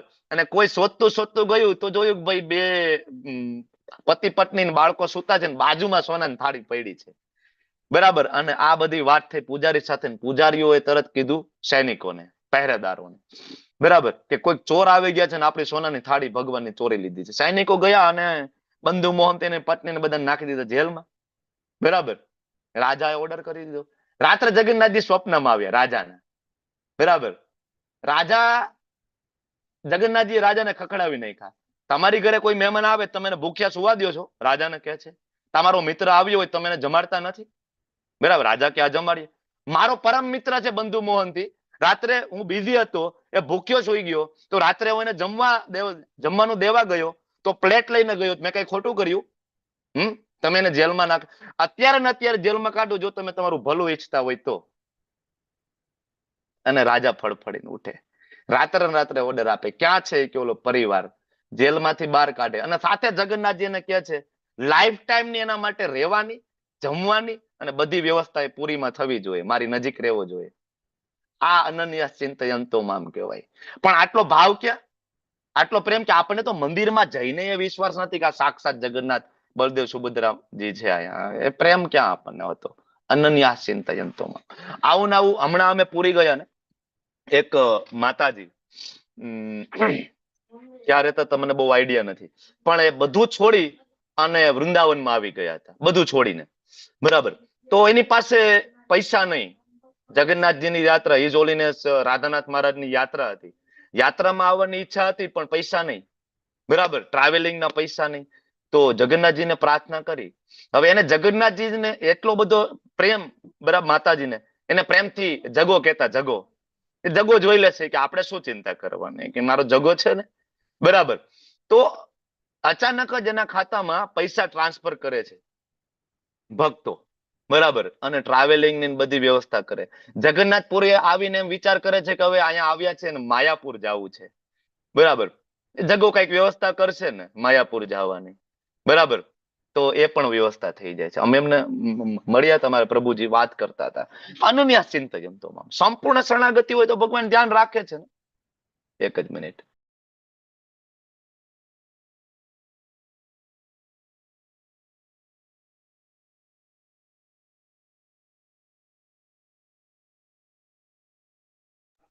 આ વાત થઈ અનન્યા ચિંતયંતોમાં એ જના પર્યુપાસતે. ઘણી બધી કથાઓ છે. અર્જુન આચાર્ય, ધ્રુવ મહારાજ, બરાબર. અર્જુન આચાર્યની કથા પણ આપણે ઘણી વખત લીધી છે. યાદ હોય તો તમને લોકોને, ના હોય તો ફરીથી લેવલ 1 ચાલુ થાય જાન્યુઆરીમાં. તમે લોકો બધા રજીસ્ટ્રેશન કરાવી દેજો, ઘણા બધાને રજીસ્ટર કરજો, અને આવી જ બરાબર મધુર મધુર કથાઓ સાંભળીશું અને ભગવદ્ ગીતાને સમજવાની કોશિશ કરીશું. ઓકે, આગળ કે છે, હે કુંતી પુત્ર, જે મનુષ્ય અન્ય દેવોના ભક્ત છે અને એમની શ્રદ્ધાપૂર્વક પૂજા કરે છે, વાસ્તવમાં પરોક્ષ રીતના મારી પૂજા કરે છે. હરી બોલ, કઈ ચિંતા જ નથી. ભગવાને તો કહી દીધું, વાંચી લો 9.23. કૃષ્ણની પૂજા કરો, બીજા ગમે ની પૂજા કરો, બધું એકનું એક જ છે ભાઈ. જોરદાર, કઈ ચિંતા જ નથી. જેની પૂજા કરો, કૃષ્ણએ તો કીધું વાસ્તવમાં પરોક્ષ રીતે મારી જ પૂજા છે, બરાબર. બધા રસ્તા એક જ છે ભાઈ, બધા રસ્તા વૃંદાવન જ જાય છે. એક મિનિટ, આખો શ્લોક પેલા પૂરો કરી લઈએ, ભગવાન આગળ ઉમેરે છે. પરંતુ તેમની તે ઉપાસના અવિધિપૂર્વકમની છે. કેવી છે? અવિધિપૂર્વકમ, યોગ્ય જ્ઞાનથી રહિત છે. બહુ ક્લિયર કટ ભગવાન કે છે, બધા રસ્તા વૃંદાવન જાતા નથી, બરાબર. યાંતિ દેવવ્રતા દેવાન, પિતૃન યાંતિ પિતૃવ્રતા, ભૂતાની યાતિ ભૂતેજ્યા, મધ્યાજીનો અપી માં. મારી પાસે આવવું હોય તો મારી પૂજા કરવી પડે. ઘણા બધા કહેતા હોય ને, ભગવાનના બધા રૂપ છે ભાઈ, પૂજો, બધું સરખું જ છે ભાઈ. વાત તો સાચી છે. આમ તો આપણે ભગવાનના જ અંશ છીએ, બરાબર. ભગવાનનો જે આપણો, આપણે પણ એનો જ અંશ છીએ. બીજા એના વિસ્તાર છે, કોઈ પૂર્ણ વિસ્તાર છે, આ બધા વિસ્તાર છે, પણ અલ્ટિમેટલી કોણ છે? સુપ્રીમ પર્સનાલિટી ઓફ ગોડેડ કોણ? એ કૃષ્ણ છે, બરાબર. મૂળમાં પાણી રેડવાનું ને, કે એક એક પાંદડે પાણી રેડશું? ક્યાં પાણી રેડશું? બરાબર ને, અહીંયા મૂળમાં ને. હા, પ્રભુપાદ તાત્પર્યમાં લખે છે ને, 3 એક્ઝામ્પલ સરસ મજાના આપે છે, અને ભાગવતમ માંથી લીધેલું એક્ઝામ્પલ છે. પાંદડા અને ડાળીઓ ઉપર પાણી રેડવું કે પછી મૂળ ઉપર? મૂળ ઉપર ને. બીજું એક એક્ઝામ્પલ સેમ ભાગવતમમાં આવે. શરીરમાં આપણે જમવાનું આપીએ તો મોઢેથી જ આપીએ ને, કે હાથનું જમવાનું હાથને આપી દઈએ, પગનું જમવાનું પગને, ભાઈ તું આ તારું તું અલગ જમી લે ભાઈ. હાથને કઈ તું તારું જુદું જમી લે. હાથ એવું કે ચાલે? આપણું જુદું ભાઈ. આપણે મોઢા આપણે વ્યવહાર નથી, મારે એની ભળતું નથી. તમે મોઢાને ખાલી જમાડો છો, આપણું શું? મને મારું જુદું આપી દો, ચાલે? નહીં, મોઢાને આપી દો એટલે બધું બધાને પોષણ મળે, બરાબર. સરકારના કાયદાઓનું પાલન ન કરવું અને અધિકારીઓને લાંચ આપવી, એનો કોઈ મતલબ નથી, બરાબર ને. આ ઓછી બુદ્ધિની નિશાની છે એકચ્યુઅલી. કેવી છે? 2 પ્રકારના શબ્દ ભગવાને વાપર્યા છે, એક તો અલ્પ બુદ્ધિ અને એક અબુદ્ધિ. બુદ્ધિ વગરના અને એક ઓછી બુદ્ધિ વાળા. બુદ્ધિ વગરના એને કીધા છે જે અદ્વૈતવાદીઓ છે, અબુદ્ધિ. અને અલ્પ બુદ્ધિ શબ્દ ભગવાન એના માટે વાપર્યો છે જે દેવી દેવતાનો ઉપાસકો છે. તમે લોકો લેવલ 2 ના પાર્ટિસિપન્ટ છો એટલે લગભગ વાંધો નથી તમારી સાથે ચર્ચા કરવામાં, બરાબર ને. ઓકે, આગળ કે છે, હું જ સર્વ યજ્ઞનો એકમાત્ર ભોગતા છું. આગળ તો કયું છે ને, ભોગતારમ યજ્ઞ તપસા, બરાબર ને. બધા જ યજ્ઞનો હું એકમાત્ર ભોગતા છું, સ્વામી છું. તેથી જે મનુષ્યો મારી સાચી દિવ્ય પ્રકૃતિને ઓળખી શકતા નથી, તેઓનું અધઃપતન થાય છે. ન તું મામ અભી જાનંતી, જે મને નથી જાણતા એનું ધીમે ધીમે પતન. કારણ કે શુદ્ધતા એ લેવલ ની આવતી નથી.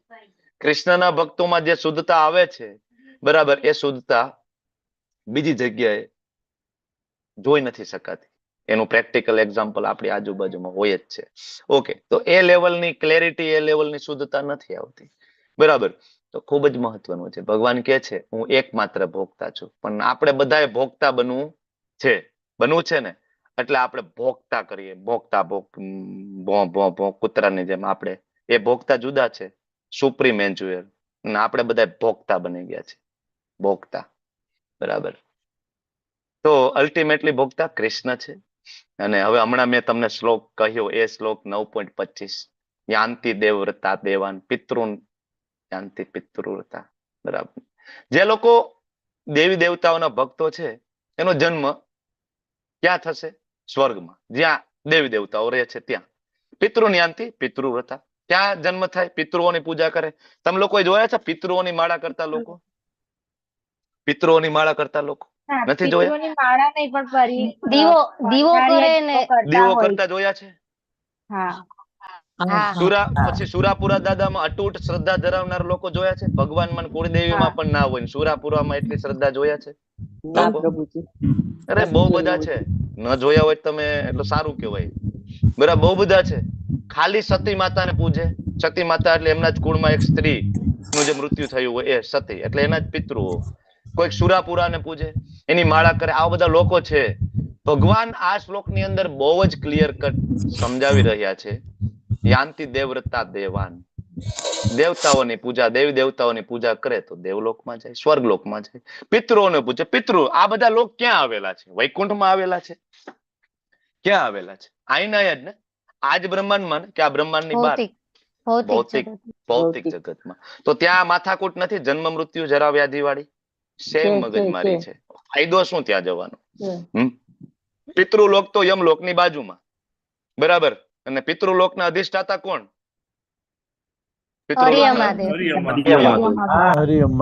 હા, ક્યારેક યમરાજ રજા ઉપર હોય તો અરિયમાં ડેપ્યુટેશન ઉપર જાય. બરાબર. એકાબીજાના સારા સંબંધો છે એટલે એકાબીજાનું કામ કરી લે. અરિયમાં, પિતૃલોક. હવે ભૂત પ્રેતની ઉપાસના કરે, ભૂતેજ્યા, એવો પણ લોક છે. બરાબર. પણ કૃષ્ણ પાસે કોઈ જવું હોય તો યાંતિ મધ્યાજીનો અપી મામ. એકદમ ક્લિયર છે ને, કૃષ્ણ પાસે જવું હોય તો પછી ખોટી ઉટપટાંગ ફિલોસોફી નહીં. એકદમ પ્રભુપાદ તાત્પર્યમાં લખે છે કે ખરેખર જો કોઈ પ્રભુપાદની ભગવદ્ ગીતા બરાબર વાંચી લે ને તો બાકીની બધી દુકાન બંધ થઈ જાય.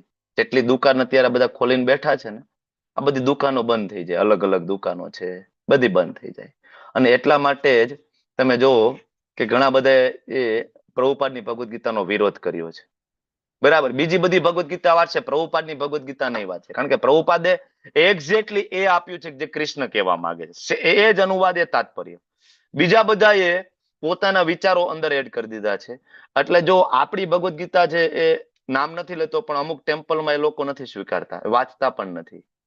કારણ કે જો વાંચે, બરાબર, ત્યાં એ ભગવદ્ ગીતા મૂકે તો ત્યાં આવનાર ભક્તો વાંચશે. એ ભક્તો ધીમે ધીમે વાંચશે ને પ્રભુપાદના પુસ્તક કોઈ વાંચે ને જીવનમાં પરિવર્તન ના આવે એવું બને નહીં. આ બધાને ખબર છે કે જો કોઈ પ્રભુપાદના પુસ્તકો વાંચ્યા એટલે ગયો કામથી. બરાબર. એ પછી અહીંયા આવવાનું બંધ કરી દેશે ધીમે ધીમે. એને બધી ખબર પડી જશે કે કરવાનું શું. એકદમ ક્લેરિટી આવી જશે. બરાબર. બધી દુકાનો બંધ. જ્યાંની ટિકિટ લેશો ત્યાં જ જશો ભાઈ. એવું નથી કે ભાઈ માયાપુર જવું છે, ભાઈ રાજકોટની ટિકિટ લઈને બેસી જાય તો આ માયાપુર પહોંચાડશે. નહીં, માયાપુર માટે માયાપુરની ટિકિટ જ લેવી પડે ને. સિમ્પલ લોજિક છે. એટલે ભગવાન કૃષ્ણની ઉપાસના કરીએ તો જ ભગવાન પાસે જઈ શકાય. આ કૃષ્ણની ઉપાસના બહુ અઘરી. તમે કયો તો છો ભાઈ હાલો કૃષ્ણની આ અમે કરી દઈએ ચાલુ, પણ તમારે કૃષ્ણ તો બહુ ડિમાન્ડિંગ છે, બહુ અઘરા છે. કેટલું બધું ડિમાન્ડ કરે, 56 ભોગ ને જન્માષ્ટમીનો ઉત્સવ ને આ તે બધું. ભગવાન કે 1 મિનિટ, મારી કોઈ ડિમાન્ડ નથી. 26મા શ્લોકમાં ભગવાન શું કે છે? પત્રમ પુષ્પમ ફલમ તોયમ. પુષ્પમ ફલંતોયમ યો મે ભક્ત્યા પ્રયચ્છતિ તદહમ ભક્તુપહત વસનામિ પ્રયતાત્મનઃ. તો આમાં ક્યાં અઘરું છે? આ વિશ્વમાં એવું એક ઘર બતાવો કે આ 4 માંથી એક વસ્તુ ત્યાં ના મળે છે. એવું કોઈ આખા વિશ્વમાં? ચાલો, પત્ર એટલે તુલસી પત્ર એવા બેસ્ટ છે જ્યાં નથી ઉગી શકતું, માની લીધું. પુષ્પ, બરાબર, ફૂલ નથી, બરાબર, માની લીધું. ફળ, ભાઈ બહુ ગરીબ છે, ફળ નથી ખાતા અમે તો, માની લીધું. ચાલો, પણ તોયમ, વિશ્વનું એક ઘર એવું બતાવો કોઈ પણ જાતિ, કોઈ પણ સંપ્રદાય, કોઈ પણ ધર્મ, કોઈ પણ વર્ણાશ્રમ ધર્મ, બ્રાહ્મણ, ક્ષત્રિય, વૈશ્ય, શૂદ્ર, કોઈ પણ જાતિ, એક ઘર એવું તમે વિચાર કરી શકો જે પાણી ના અવેલેબલ હોય? તો એમ ઇઝ ઇટ પોસિબલ? શક્ય જ નથી. કોઈના ઘરમાં પાણી ના હોય. તો આમાં કૃષ્ણ શું એવું તમારી પાસે માગી લે? તમારી બે કિડની ક્યાં કાઢીને માગી લીધી છે? પત્રમ પુષ્પમ ફલમ તોયમ. સિમ્પલ છે ને? તોયમ જળ, ખાલી આટલું જ અર્પણ કરવું. તોયમ એમાં તુલસી પત્ર મૂકી દઈએ, ભગવાનને આપી. સિમ્પલ વસ્તુ છે. શ્લોકની અંદર 2 વખત ભગવાન એમ કે છે ભક્ત્યા, ભક્ત્યુ. એકચ્યુઅલી ભગવાનને આમાંથી કાંઈ નથી જોતું, આમ જોવા જઈએ તો. આ તો પ્રોસેસ છે આપણને શુદ્ધ કરવા માટેની. ભગવાનને આમાંથી જે જોઈએ છે ને એ વસ્તુ છે ભક્ત્યા અને ભક્તિઓ. ભગવાનને આટલું જ જોઈએ છે, ભાવગ્રાહી જનાર્દન. મેં તમને એક કથા શ્રીનાથજીની કીધી હતી, તમને યાદ છે? શરૂઆતમાં શ્રીનાથજી આવ્યા, બરાબર, અને ભોગની વ્યવસ્થા નહોતી, યાદ છે? યાદ કરજો, બરાબર. ઓકે, માનસિક ભોગની વાત હતી. ભગવાનને માનસિક ભોગ લગાડ્યો હતો એક ભક્તે, અને શ્રીનાથજી બાવાએ સ્વીકાર્યો હતો, બરાબર ને? ઓકે, તો ભક્ત્યા ખૂબ જ ઇમ્પોર્ટન્ટ છે અને બહુ સહેલું છે, બહુ બધી મહેનત નથી. કૃષ્ણ ભક્તિ બહુ સિમ્પલ છે, બરાબર. ભગવાનની કોઈ અપેક્ષા નથી. તમે જો આપણા સડ ગોસ્વામી, સનાતન ગોસ્વામી, રૂપ ગોસ્વામી, જીવ ગોસ્વામી શું ભગવાનને 56 ભોગ લગાડતા હતા? લગાડતા હતા. એની પાસે વ્યવસ્થા હતી. પહેરવા માટે ખાલી કોપી નતું નાનું એવું, બરાબર. આખી ધોતી નહોતી, ઉપર આખું ઉતરી વસ્ત્ર નહોતું. એ વૃંદાવનની ઠંડી. આજે તમે ને હું વૃંદાવનની ઠંડીમાં રહી ના શકીએ. ટ્રાય કરવી હોય તો કરજો. આ ડિસેમ્બર, જાન્યુઆરી, ફેબ્રુઆરીમાં આ સમયગાળામાં વૃંદાવનમાં જઈને એક વખત 3 વાગે ઉઠીને મંગલા આરતી કરવાની ટ્રાય કરજો. વૃંદાવનની ઠંડી બહુ અઘરી છે, બરાબર. વૃંદાવનની જે ઠંડી છે 5 ડિગ્રી, 4 ડિગ્રી, 3 ડિગ્રી સુધી પહોંચવું બહુ નોર્મલ છે, બરાબર. બહુ જ અઘરું છે વૃંદાવન. એ સમયે ત્યાં રહેતા હતા, આજથી 500 વર્ષ પહેલા, ખાલી કોપીનમાં, બરાબર. ભગવાનને શું અર્પણ કરી શકે? એમની પાસે હતું જ નહીં. તો પણ ભગવાન રોજ એની સાથે રેસિપ્રોકેટ કરતા, રોજ આદાન પ્રદાન કરતા. શું કામ? કારણ કે એની પાસે જે ભગવાનને જે જોઈતું હતું ને એ હતું શું? ભક્ત્યા, ખાલી ભક્તિ. ભગવાનને 56 ભોગની જરૂર નથી. એ તો આપણો એના પ્રત્યેનો પ્રેમ છે. આપણી ઘરે કોઈ મહેમાન આવે તો આપણે એના માટે બાસુંદી બનાવીએ, પૂરી બનાવીએ, 2 પ્રકારની સબ્જી બનાવીએ. મહેમાન ફોન કરીને આપણને એમ કહે છે કે હું આવું છું, મારા માટે બાસુંદી બનાવજો? હે? ખાસ તો માતાજીઓ અને એના ભાઈ આવ્યા હોય તો ભાઈ ફોન કરીને કે, હે, પ્રભુજીના શાળા આવ્યા હોય ફોન કરીને કે આ બનાવજો. આ પ્રભુજી સામેથી લઈ આવે ને, ભલે માતાજીના બીકે લઈ આવે પણ લઈ આવે તો ખરી ને, બરાબર ને? બધું રેડી કરીને રાખે કે નહીં? બાસુંદી, લાડવાના અંતે બધું, બરાબર. સામે ના કીધું હોય ને મારા માટે. એમ આપણો પ્રેમ છે, આપણો કૃષ્ણ પ્રત્યેનો પ્રેમ છે. બાજુમાં જુઓ પ્રભુજી છે, ભગવાનને ભોગ લગાડે છે. 2 પ્રકારનો તો જ્યુસ છે. બપોરનો રાજભોગ લાગે કૃષ્ણને, 12 આઈટમ કમ્પલસરી છે કૃષ્ણને. અને કૃષ્ણને રોજ બપોરે ભજીયા, ફરસાણ તો જોઈએ, સ્વીટ તો જોઈએ, ચાલે નહીં. દાળ ભાત, 2 પ્રકારના શાક, રોટલી, ભાખરી, થેપલા જોઈએ. 12 આઈટમ તો મિનિમમ છે રાજભોગની, બરાબર. પણ એ આપણે નક્કી કર્યું છે કે અમે પ્રેમ કરીએ છીએ, અમે 12 આઈટમ લગાડશું. કૃષ્ણ નથી કહેતા. કૃષ્ણ એક જ વસ્તુ માંગે, શું? ભક્ત્યા, પ્રેમ. ખૂબ જ ઇમ્પોર્ટન્ટ છે, બરાબર. અને ઓકે, આપણો ટાઈમ થઈ ગયો છે. નાની એવી બ્રેક લેવાનો 5 મિનિટનો. જે લોકો કીર્તન લેવું, એનીબડી કોઈ રેડી છે કીર્તન માટે? તો તમે લોકો કીર્તન લઈ લો. અને તમારા ચેટ બોક્સમાં એટેન્ડન્સ લિંક આવી ગઈ છે, બરાબર. એટેન્ડન્સ ભરી દેજો. કમ્પલસરી છે એટેન્ડન્સ. લેવલ 2 નું સર્ટિફિકેટ તમને મળશે. સર્ટિફિકેટ દ્વારા તમને લેવલ 3, 4, 5 માં એન્ટ્રી મળશે. ઓકે, તો એટેન્ડન્સ ભરી દેજો. કોણ કીર્તન લેવાનું છે? વિમલા માતાજી. આજે પણ તમે જ લેવાના છો? ઓકે, ચાલો. હરે કૃષ્ણ. હરે કૃષ્ણ. રાધા કૃષ્ણ પ્રાણ મોર યુગલ કિશોર, રાધા કૃષ્ણ પ્રાણ મોર યુગલ કિશોર, જીવની મરણી ગતિ હારે નાહી મોહ જીવને મરણે પ્રતિ હારે નાહી મોહ રાધા કૃષ્ણ પ્રાણ મોરા યુગલ કિશોર કાલિંદેર કોલે ગેલી કદંબે સવાલા કાલિંદેર કોલે ગેલી કદંબે રતન ધીર પર બસા બધુ જાના રતન વિધિર પર બસા બધુ જાના શ્યામ ગોરી અંગે દિવ ચંદન શ્યામ ગોરી ચંદન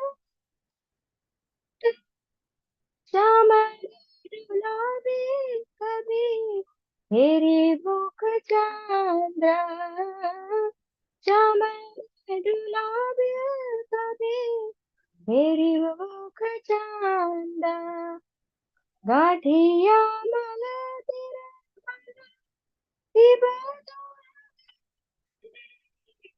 गाठिया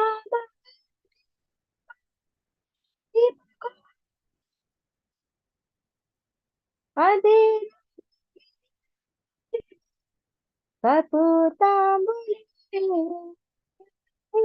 अधरे तुलिया दिवा कर्पूतांबुले ललिता विशाख यथा ललिता विशाख यथा आज्ञाय करीब सेवा चरणारविंदा आज्ञाय करीब सेवा चरणारविंदा श्री कृष्ण चैतन्य प्रभु दासेरानुदासा श्री कृष्ण चैतन्य प्रभु दासेरानुदासा सेवा अभिलाष नरोत्तम दास सेवा अभिलाष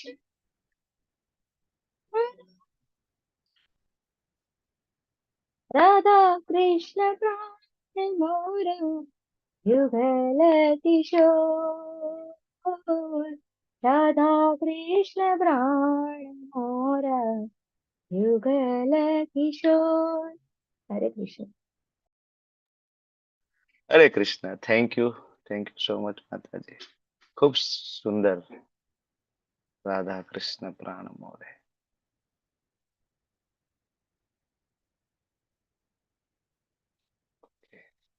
આઈ હોપ કે તમે બધા એટેન્ડન્સ ભરી દીધી હશે. આગળ વધીએ. Thank you. હજી પણ આવા ઘણા બધા કીર્તન પ્રિપેર કરો અને શ્રી કૃષ્ણના ચરણોમાં અર્પણ કરો. ઓકે, તો વ્હાઈટ કલર બહુ ગમે. Yes, thank you. આપણે વાત કરતા હતા પત્રમ પુષ્પમ ફલમ તોયમ, બરાબર. ત્યાં આપણે વાત કરી, ભગવાનને ભોગ લગાડવાની વાત થઈ અને એ ભોગની અંદરનું મેન કન્ટેન્ટની આપણે વાત થઈ, બરાબર. એના પછીના શ્લોકમાં ભગવાન કહે છે યત કરોસી યજ્ઞાસી યજ્જુઓસી તદાસી યત યત તપસ્યસી કૌંતેય તત કુરુષ્વ મદ અર્પણમ. ઘણા બધા એમ કે ક્યાં ભોગ લગાડવાનું કહ્યું છે, ક્યાં એવું લખ્યું છે કે બધું કામ છે કૃષ્ણને સેન્ટરમાં રાખીને કરવું જોઈએ, તો તમે ઇસ્કોન વાળા કહો છો કૃષ્ણ ભાવનાયુક્ત કર્મ કરવું જોઈએ, તમે ઇસ્કોન વાળા કહો છો. એવું ભગવદ્ ગીતામાં ક્યાં લખ્યું છે? આ શ્લોકની અંદર ભગવાને કઈ બાકી નથી રાખ્યું, બધું જ કહ્યું છે. યત કરોસી, જે કઈ કરતા હોય તે, યદ અસ્નાસી, જે કઈ ખાવ તે, દાદા હવે જે કઈ ખાવ તેનો મતલબ એવું નહીં કે ડુંગર લસણનો ધમધમાટ હાલતો હોય ને એ ભોગ લગાડી દઈએ, નહીં. જે કઈ ખાવ એટલે એની પાછી વ્યાખ્યા તો આપી જ છે ને 17મા અધ્યાયમાં, શું ખાવું શું ના ખાવું, બરાબર છે ને? ઓકે, તો યજ્ઞાસી યજ્જુ હોસી, બરાબર, જે કઈ અર્પણ કરીએ, દદાસી જે કઈ દાન કરીએ, જે કઈ તપ કરીએ, બધું ભગવાનને અર્પણ કરીએ. અર્પણ કરીએ મતલબ ભગવાનને સેન્ટરમાં રાખીને કરીએ, જે આપણે લોકો પ્રેક્ટિસ કરવાની કોશિશ કરીએ છીએ, જે આપણને શીલ પ્રભુપાદે શીખડાવ્યું. તો કોઈ ઘરની વાત નથી. હા, પ્રભુપાદે જે તાત્પર્ય લખ્યા છે એ કૃષ્ણ જ કહે છે બધી જગ્યાએ, અને પ્રભુપાદે થોડુંક સરળ ભાષામાં આપણને આપ્યું છે. જે કઈ કરીએ એ દાન કરીએ, કોના માટે? કૃષ્ણ માટે. આજકાલ તો દાન તમે બીજી ગમે તે વસ્તુ માટે માગો, માણસો તરત આપે, પણ મંદિર માટે દાન વાત કરીએ તો માણસો એમ કે મંદિરની જરૂર શું છે? મંદિરની કઈ જરૂર નથી. સ્કૂલ બનાવો, અરે સ્કૂલ એની પોતાની એક અલગ આઈડેન્ટિટી છે, જરૂરિયાત છે. મંદિર એની પોતાની આઈડેન્ટિટી છે, એની અને બેયની જરૂરિયાત છે. બરાબર, બે વસ્તુની જરૂરિયાત છે. માણસો સમજવા તૈયાર નથી. બરાબર, તો બધું કૃષ્ણ ભાવનામૃતમાં કરવું જોઈએ. ભગવાન આ શ્લોકની અંદર આપણને સમજાવે છે. 4 વસ્તુ, જે કઈ કરીએ, જે કઈ ખાઈએ, જે કઈ અર્પણ કરીએ, દાન કરીએ, બરાબર, બધું જ ભગવાનને અર્પણ કરીશું. અને આગળ ભગવાન કહે છે આવી રીતના જો આપણે આ રીતના અર્પણ કરીશું ને, બરાબર, ચિત્ત અને મન ભગવાનમાં લાગવું બહુ ઇમ્પોર્ટન્ટ વસ્તુ છે. ભગવાન આખી ભગવદ ગીતામાં એક જ વસ્તુ તમારી પાસેથી માગે છે. શું? મન. તમારું મન મને આપી દો. તો ભગવાન એમ કે છે, હા, મન આપો, મન આપો. તો આ રીતે તું કર્મના બંધનમાંથી તો મુક્ત થઈ જ જઈશ. કઈ રીતના?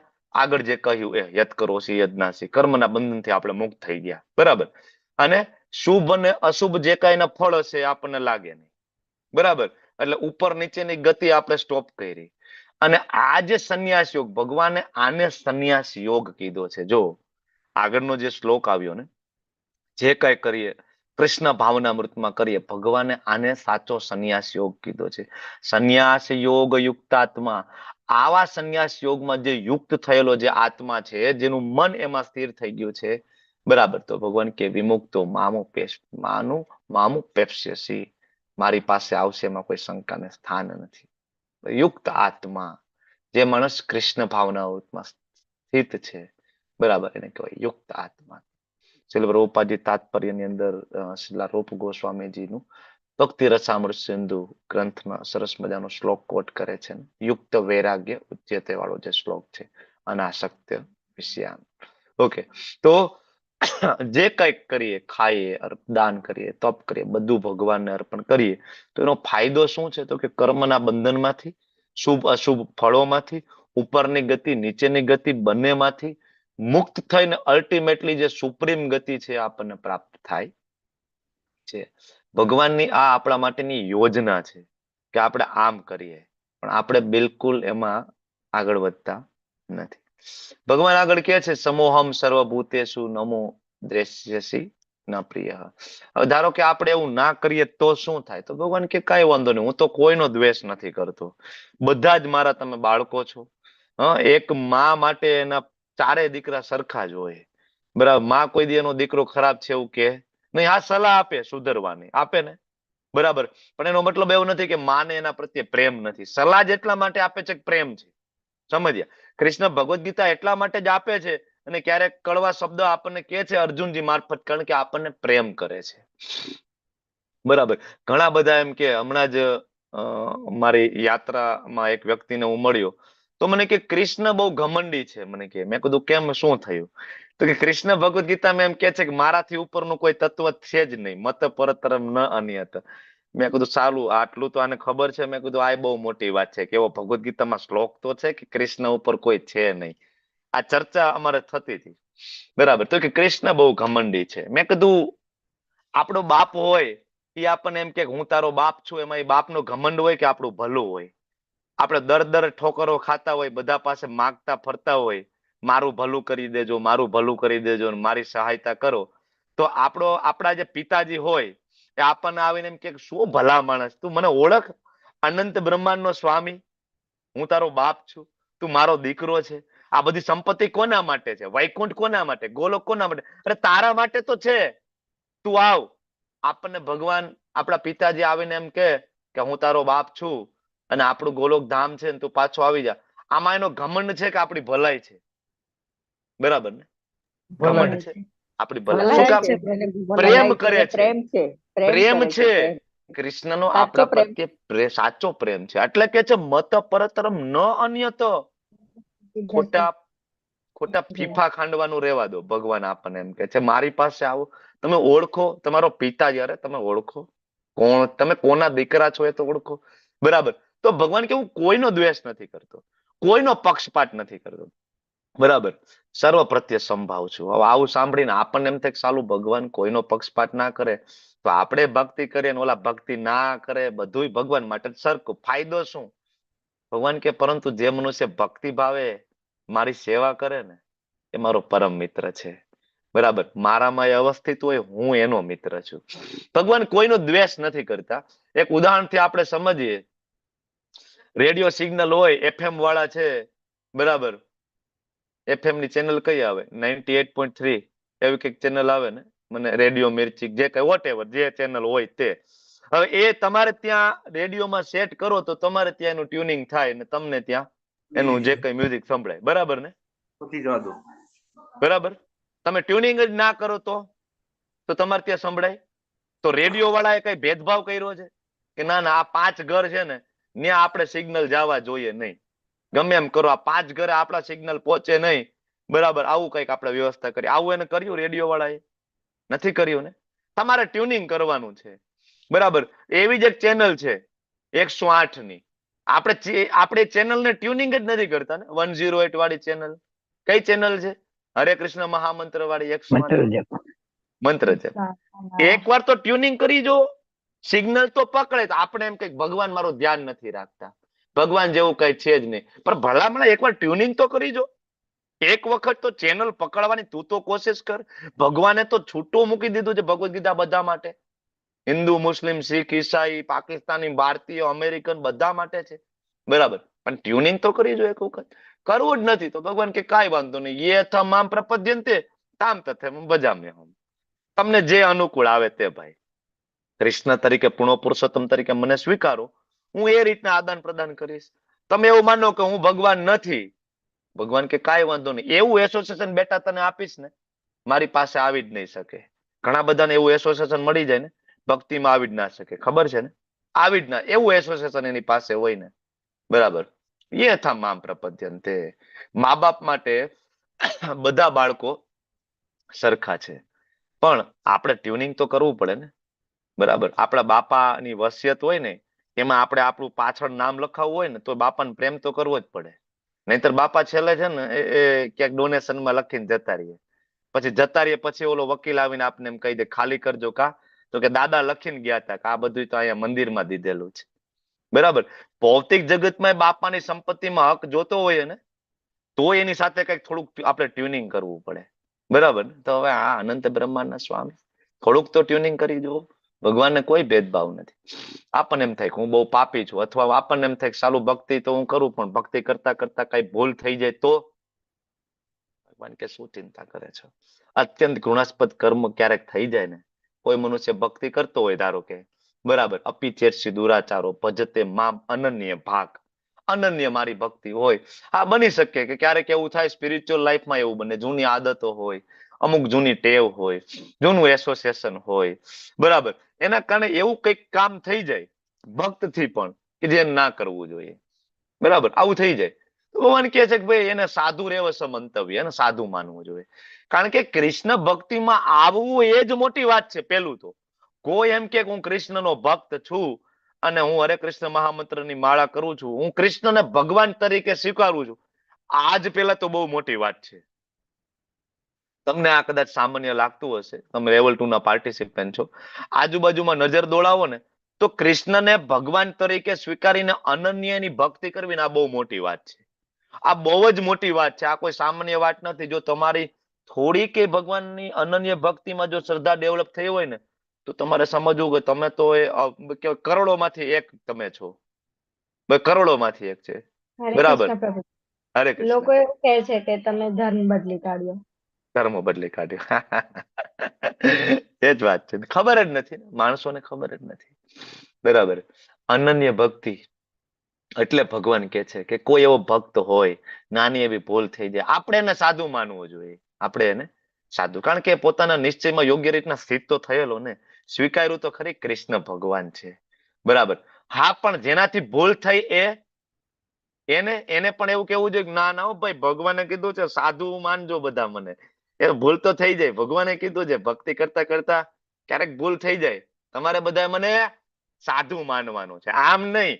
આપણે જેનાથી ભૂલ થાય એને આત્મગ્લાનીમાં બળવાનું છે, આવી મારી ભૂલ કેમ થઈ, મેં મારા ગુરુનો દ્રોહ કર્યો, મેં મારા કૃષ્ણ મારા ભગવાન એનો વિશ્વાસઘાત કર્યો, બરાબર. મારાથી આવી ભૂલ કેમ થઈ, બરાબર. હું એનું પ્રાયશ્ચિત કરીશ, હું બીજી વાર આ ભૂલ નહીં થાય એનું 100% ધ્યાન રાખીશ, બરાબર. જેનાથી ભૂલ થાય એને પોતાની જાતને સાધુ નથી માની લેવાનું, ના ના હું સાધુ છું એટલે તમે બધા પણ મને સાધુ માનજો. ભગવાને કીધું છે 9મા અધ્યાયના 30મા શ્લોકમાં, એમ નહીં, બરાબર. પણ જેનાથી ભૂલ થાય એને પોતે આત્મગ્લાની, કારણ કે એ વ્યક્તિ કપટી નથી, સમજ્યા? કપટીમાં ફેર છે. કપટી હોય, હરે કૃષ્ણ. હા, અર્જુન અને દુર્યોધનમાં પણ વાત થાય છે ને કે પક્ષપાત કર્યો તો એમ. દુર્યોધન કહે છે અર્જુનને કે પક્ષપાત, તમને અર્જુન તરફ કૃષ્ણ ભગવાનને કહે છે શાંતિદૂત તરીકે જાય છે ત્યારે પક્ષપાત કરો છો મારા પર, કે અર્જુન પર વધારે પ્રેમ આપો છો એમ. એ તો દુર્યોધન એવું કે છે, પણ તમે જો તો બંને જયારે ભગવાન પાસે જાય છે તો બંનેને જે જોઈતું હતું એ જ ભગવાન આપે. દુર્યોધનને શું જોતું હતું? કૃષ્ણ જોતા હતા શસ્ત્ર વગરના? નારાયણ સેના જોઈતી હતી એને તો. ભગવાન એને એ જ આપી. જોવો તમે, નારાયણ સેના બધાની ઈચ્છા પૂરી કરે. તમે જોયું? દુર્યોધનની નારાયણ સેનાની ઈચ્છા હતી તેને પૂરી કરી દીધી. અર્જુનને ભગવાન પોતે જોઈતા હતા. ભગવાન પક્ષપાત નથી કરતા. આનું આ બેસ્ટ એક્ઝામ્પલ કહી શકાય. દુર્યોધનને નારાયણ સેના જોઈતી હતી, ભગવાન આપી દીધી. આમાં એવું હોય કે જેને જે દવા જોઈએ તે ભગવાન આપે છે, જેને મીઠું જોઈતું હોય તેને કડવું જોઈતું હોય. જે જોતું હોય તે જે જો. ભગવાન આપણી સ્વતંત્ર ઈચ્છામાં દખલગીરી કરતા નથી, બરાબર ને? આપણે જે આંશિક સ્વતંત્રતા આપી છે એમાં દખલગીરી નથી કરતા. એટલે ભગવાન કહે છે બચે છે એવી રીતે હું તેને આપું છું. હા, યથામામ પ્રપદ્યન્તે, અમે શ્લોક કહ્યો ને તમને. હા, ઓકે. તો ક્યારેક એવું બને ખોટી સંગત, ખોટા નિર્ણયો કઈક લેવાય, પણ એ વ્યક્તિ કપટી નથી, પતિત થયો છે થોડા સમય માટે. આપણે એના માટે પ્રાર્થના કરવી જોઈએ અને એને ફરીથી ભક્તિમાં લાવવો જોઈએ, યાદ રાખવું જોઈએ. બરાબર. તો હવે જે એને સાધુ માની લે એની ગતિ શું થાય? તો ભગવાન કે ક્ષિપ્રમ ભવતિ ધર્માત્મા, એ ધર્માત્મા બની જશે, બરાબર, જે સાધુ માને છે. અને શાશ્વત શાંતિ નિગચ્છતિ, એને સ્થાયી શાંતિ મળશે. અચ્છા, તો જેનાથી ભૂલ થઈ હતી, ભક્તિમાં પતન થઈ ગયું, એનું શું? ભગવાન કે અર્જુન તું ઉભો થઈને ઘોષણા કરી દે. ચિંતા કરવાનો શું એમાં? ચિંતાનો કઈ વિષય નથી, ઘોષણા કરી દે, ઉભો થા. શું કહેવાનું ભગવાન? કોંતે પ્રતિજાની ન મે ભક્ત્યા પ્રણશ્યતિ. ઉભો થઈને તું કહી દે મારા ભક્તનો કોઈ દિવસ વિનાશ થતો નથી. ભગવાન ઉભા થઈને બોલી ના શકે? સાંભળો સાંભળો સાંભળો, મારા ભક્તોનો વિનાશ થશે નહીં, બોલી ના શકે. એને અર્જુનને કીધું. કેમ કીધું અર્જુનને? વાય શું કામ કીધું અર્જુનને? પોતાના શબ્દો કદાચ તોડી શકે, ભક્તના નહીં. હા, ભગવાન એના ભક્તોની પ્રસન્નતા માટે ક્યારેક પોતાના વચન તોડી શકે, પણ ભગવાન એના ભક્તોના વચન ક્યારેય તોડતા નથી. આનું એક્ઝામ્પલ ભીષ્મદેવ આપણે તો વારંવાર જોઈએ જ છે, એટલે હું બહુ ડિટેલમાં નથી જતો. પણ એક બીજું એક્ઝામ્પલ, હા, ભક્તપરાયણ છે, બરાબર. અહમ ભક્ત પરાધીનો ભાગવતમમાં આવે છે ને. ભગવાનના એવા જ પરમ ભક્ત છે શ્રીલા વિશ્વનાથ ચક્રવર્તી ઠાકુર, બરાબર. એને એક સરસ મજાની ગુરુવાષ્ટકમ આપ્યું છે. સંસાર દાવા નલલી ઢલો. આ લોકો જે આ જે છે ને, આ સ્તુતિ જે લોકો સવારમાં મોટે અવાજે ગાશે ને ભગવાનની સામે, એને ફરીથી અહીંયા જન્મ મૃત્યુ જરા વ્યાધિમાં પડવું નહીં પડે, આવી ગેરંટી આપી છે ભગવાનના એક ભક્તે, શ્રીલા વિશ્વનાથ ચક્રવર્તી ઠાકુરે. તો આવશો ને કાલ મંગલા આરતીમાં? ભગવાનને ભક્તે કીધું છે, અને ભગવાનના ભક્ત દ્વારા બોલાયેલું ક્યારેય ભગવાન ખોટું પડવા દેતા નથી. તો કાલ મંગલા આરતી કરશું ને સાથે મળીને, બરાબર? ઓકે. એટલે આ બધું યાદ રાખવું જોઈએ. ભગવાનના ભક્તોના જે સ્ટેટમેન્ટ હોય ને, ખાલી એને ફોલો કરીએ ને તો આપણા જેવા તરી જાય, બરાબર ને? તો ભૂલ થઈ જાય. ઇન્દ્રથી ભૂલ થઈ ગઈ હતી કે નહીં? જો ઉભા છે ઇન્દ્ર ભગવાનની સામે, ભગવાન ભૂલ થઈ ગઈ. સાથે સુરભી ગાયને લાવ્યા હતા, સાથે પોતાનું એરાવટ લાવ્યા હતા. એરાવટમાં પાણી ભરીને લાવ્યા હતા. ભગવાનનો અભિષેક કરશું, થોડાક ભગવાન ઠંડા થઈ જાય, ગરમી પકડશે તો આપણો કાર્યક્રમ પૂરો થઈ જશે. અભિષેક માટે જડે લાવ્યા હતા, સુરભી ગાય લાવ્યા હતા. કારણ કે ભગવાન કેવા છે? નમો બ્રાહ્મણ્ય દેવાય ગો બ્રાહ્મણ્ય હિતાય છે. ગાય તો બહુ પ્રિય છે, અને ગાય આગળ હોય તો ભગવાન બરાબર બહુ આપણને ટેન્શન ઓછું. બરાબર. તો આ ઇન્દ્રથી પણ ભૂલ થઈ, સ્વયં બ્રહ્માથી પણ ભૂલ થઈ કે નહીં? આ ભગવાન હોય એવું લાગતું નથી, અને બ્રહ્મ વિમોહન લીલા થઈ. તમને બધાને આ બધી લીલાઓનું ખ્યાલ છે. એનાથી પણ ભૂલ થઈ, એ પણ આવે જ ભગવાન ભૂલ થઈ ગઈ, ક્ષમા. તો આટલા મોટાથી પણ ભૂલ થાય છે. તો સાધુ રેવ સમંતવ. આગળ કે છે પાર્થ, જે મનુષ્ય મારું શરણ ગ્રહણ કરે છે ને, ભલે ને નિમ્ન યોનિમાં જન્મેલા સ્ત્રીઓ, વૈશ્યો, શુદ્રો હોય, પરમ ગતિ પામે. ભગવાન આયા નિમ્ન યોનિની વાત કરે, અને એમાં સ્ત્રીઓ, વૈશ્યો, શુદ્રો ભગવાન કે છે, એનો મતલબ એવો નથી કે ભગવાન એને નિમ્ન યોનિ તરીકે માને છે. પણ જયારે ભગવાન હતા ને, ત્યારે પણ એવો વર્ગ હતો જે સ્ત્રીઓને નિમ્ન માનતો, વૈશ્યોને નિમ્ન માનતો, શુદ્રને નિમ્ન માનતો, નીચી કોટીનો માનતો. અને અત્યારે પણ એવો વર્ગ છે જ ને, જે સ્ત્રીઓને તો કે ભાઈ સ્ત્રીઓની બુદ્ધિ તો કે એ તો અહીંયા ઘૂંટણે હોય. હવે એને ખબર નથી કે સ્ત્રીઓ જેટલા ખરેખર બુદ્ધિશાળી કોઈ નથી હોતું. કારણ કે સ્ત્રીઓ પાસે બે વસ્તુ હોય છે, એક તો આઈક્યુ હોય, અને બીજું શું હોય સ્ત્રીઓ પાસે? ઈક્યુ હોય. ઈક્યુ એટલે શું? ઇમોશનલ કરુણા હોય. Emotional quotient. અને ઇમોશનલ કોશન્ટ છે ને, એ ભક્તિમાં આગળ વધવા માટે સૌથી જરૂરી છે. તમે બીજે ક્યાંય ને પણ આ ક્લાસની અંદર ખાલી જોવું હોય ને, તો તમારે ડેટા લેવો હોય તો અત્યારે લઈ લો, કેટલા પ્રભુજી છે ને કેટલા માતાજી છે. બરાબર ને? ઇમોશનલ ઇક્યુ ભક્તિમાં આગળ વધવા માટે બહુ જરૂરી છે. એટલે કોઈ એમ કે સ્ત્રીઓને બુદ્ધિ નથી, બરાબર, તો સમજવું કે એના પોતાનામાં બુદ્ધિ નથી, જે બોલે છે એનામાં. બરાબર. હાઈલી ઇન્ટેલિજન્ટ હોય છે સ્ત્રીઓ. બરાબર. કારણ કે ભક્તિમાં આગળ વધવા માટે, કારણ કે જ્ઞાની કોને કીધા છે ભગવાને? જ્ઞાની કોણ છે? ભૌતિક જ્ઞાન જેનામાં વધારે છે એ જ્ઞાની છે? નહીં. અહીં લેવલ 2 માં આગળ આવવું, લેવલ 3 માં આગળ આવવું, ભગવદ્ ગીતા વાંચવું, એ જ્ઞાની છે. એમાં વધારે માતાજીઓ છે. હમણાં ડાકોરની યાત્રા થશે, વોલેન્ટિયરનું લિસ્ટ આવશે, મોટું લિસ્ટ તો માતાજીઓનું હશે. અમે લોકો માયાપુર ગયા હતા, વોલેન્ટિયરનું લિસ્ટ ગુજરાતીમાં અમે જોયું, મોટા ભાગના માતાજીઓ વોલેન્ટરી સેવામાં, મોટા ભાગના માતાજીઓ છે ને. કોઈ એમ કે ના એનામાં બુદ્ધિ નથી, કઈ રીતના કહી શકાય? પણ એવો વર્ગ ત્યારે પણ હતો. એટલે ભગવાન એમ કે છે કે સ્ત્રીઓ, વૈશ્યો, શુદ્રો. બરાબર. હા, સ્ત્રીઓ એ તપશ્ચર્યા ઘણીવાર ના કરી શકે જે પુરુષોએ જે કરતા હોય એ ના કરી શકે. એટલા માટે ભગવાને સ્ત્રીઓને એક વરદાન પણ આપ્યું છે કે એમના પતિ જે કાંઈ કરે, ભક્તિ કરે, એનું 50% ડાયરેક્ટ એના ખાતામાં જમા થઈ જાય. બરાબર. ભગવાને એ સેવા આપી છે ને ફેસિલિટી. હા, જે હસબન્ડ 16 માળા કરતો હોય, એના પત્નીને 8 માળાનું ફળ તો એમને મળી જાય. બરાબર. તો જેટલા માતાજીઓ છે એના જે કઈ પ્રભુજી છે ચિંતા જ નથી કરવાની. વગર માળા એના ખાતામાં 8 માળાનું ફળ. ઊંધું થઈ ગયું ને. પ્રભુજી, હા, પ્રભુજી જે કરે એનો માતાજીને મળી જાય. હા, બરાબર. તો આ ફેસિલિટી કોને આપી છે? ભગવાન આપી છે. ભગવાન માતાજીઓ ઉપર વધારે કરુણા વરસાવે છે. વેશ્યો, વેશ્યો એટલા માટે કે એની પાસે ટાઈમ ન હોય. વેપારી વર્ગ છે ને બહુ બિઝી હોય, સમય ના હોય. અને શુદ્રો મજૂરી કરતા હોય, એની પાસે સમય ના હોય. ભગવાન કે કઈ વાંધો નહીં, જરૂરી નથી કે ખાલી બ્રાહ્મણથી જ થાય. ભગવાન કે પરમ ગતિ બધાને પ્રાપ્ત થાય, એ વૈશ્યો હોય, શુદ્રો હોય, સ્ત્રીઓ હોય, બધાને. તો ભગવાન એમ કે છે કે તો પછી ધર્માત્મા બ્રાહ્મણો, ભક્તો અને રાજર્ષિઓ વિશે તો શું કહેવાનું?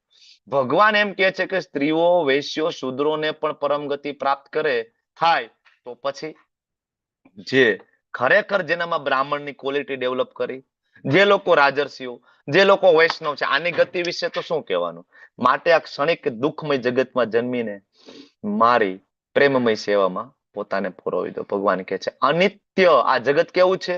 અનિત્ય, અસુખમ. આગળ દુઃખાલયમાં આવશે. અહીંયા ભગવાન એમ કહે છે અનિત્ય, અસુખમ આ લોક છે, લોકમ. આવા જગતમાં રહેવાનો કોઈ મતલબ રહેતો નથી. ભગવાનની સેવામાં જલ્દીથી આપણી જાતને પોરવી દેવી જોઈએ. પરમ ગોપનીય જ્ઞાન છે ભગવાન આપણને આપે છે કે કોઈ પણ વર્ગ છે એમાં ભગવાનને કોઈ તફાવત નથી. બરાબર. ભક્તિ સેવા અને શુદ્ધ ભક્તોની જે શક્તિ છે એ ભગવાન સમજાવે છે, અને આશ્રયનું જે મહત્વ છે સમજાવે છે. અને આ અધ્યાયનો છેલ્લો શ્લોક છે જેને ગુહ્યતમ જ્ઞાન કહેવાય છે. મન્મના ભવ મદ ભક્તો મધ્યાજી મામ નમસ્કુરુ મામે વેશ્યસી યુક્ત આત્માનમ મત પરાયણ. તારા મનને મારામાં પરોવી દે. મારું ચિંતન કરવામાં. 4 વસ્તુ કરવાની કે છે. એમાં પહેલું, મનને ભગવાનમાં લગાડવું. બરાબર. ક્યાં લગાડવાનું? ભગવાનમાં લગાડવાનું. બરાબર. બીજે ક્યાંય લગાડવાનું? મન ભગવાનમાં લગાડવું એટલે શું? જપ કરવા. બરાબર. તો આપણે એમ કહીએ કે ભગવાન મારું મન તમારામાં લાગતું નથી. તમે તમારા સિવાય જ્યાં લગાડવાનું કહેશો ત્યાં હું લગાડીશ. આવું જ થાય ને માળા કરતી વખતે. જેવી 7 મિનિટની એક માળા કરવી હોય, કેટલું અઘરું પડે. 7 મિનિટ આપણું મન કૃષ્ણમાં સ્થિર ના થાય. તો ભગવાન કે કાંઈ વાંધો નહીં ભાઈ, ચાલ મન નથી લાગતું તો એક કામ કર. બરાબર. મન મના ભવ મદ ભક્તો. મારો ભક્ત બની જઈશ. મારો ભક્ત. મન પછી લગાડજે. એક કામ કર, મારો ભક્ત બની જા અને ઇન્દ્રિયોને લગાડ. મને ભોગ ધરાવ, મારા નામનો જપ કર, સેવા કર, કઈ બીજી વિગ્રહ સેવા, મંદિરની સાફ સફાઈ, આવું કરીશ મદ ભક્તો. આવું ભગવાન મારાથી આ પણ ના થાય. તમને છોડીને તમે જે કયો એનો હું ભક્ત બની જાઉં. બરાબર. પણ તમારો ભક્ત બનવું તો મારાથી નહીં થાય. બરાબર. ભગવાન કે કામ કરતો મનમના ભવમત ભક્તો. મધ્યાજી મારી પૂજા કરીશ. પૂજા ભોગ ને એવું બધું આખો દિવસ તને ટાઈમ ના હોય, ના લગાડી શકે, શ્રૃંગાર સેવા ના તે બધું, તો મધ્યાજી પૂજા સવાર સાંજ 2 ટાઈમ ધૂપ અગરબત્તી આટલું કરીશ. ભગવાન કે છે પૂજા કરીશ મારી. ભગવાન કે ભાઈ મારી પૂજા તો ક્યાંક બીજી આટા મારે છે, મારું મન એમાં લાગેલું છે, હું એનો ભક્ત છું. તમારામાં મને નથી લાગતું ને તમારી ભક્તિ નથી થતી ને તમારી પૂજા નથી થતી. તો ભગવાન કે કાંઈ વાંધો નહીં, મામ નમસ્કુરુ. મામ. ભગવાન કે નાલાયક નમસ્કાર તો કરીશ કે નહીં? ખાલી નમસ્કાર, 2 હાથ જોડીને પ્રણામ, દંડવત, બીજું કાંઈ ના થાય તો આટલું તો કરીશ. મામ નમસ્કાર. 2 હાથ જોડીને નમસ્કાર થશે કે એ નહીં થાય? આટલું કરીશ ને? ભગવાન કે કાંઈ વાંધો નહીં. અને આવું થયું જ ઘણા બધાને.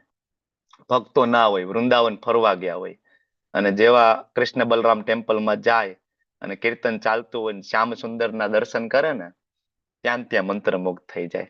ગોરનિતાઈના દર્શન કરે ને, ગોરનિતાઈની આંખોમાં જોવે ને, ત્યાં ગૌરાંગ મહાપ્રભુની કરુણા વરસે અને ભક્ત બની જાય. આવા અઢળક એક્ઝામ્પલ છે કે માત્ર ભગવાનને નમસ્કાર કરવા જ ગયા હતા.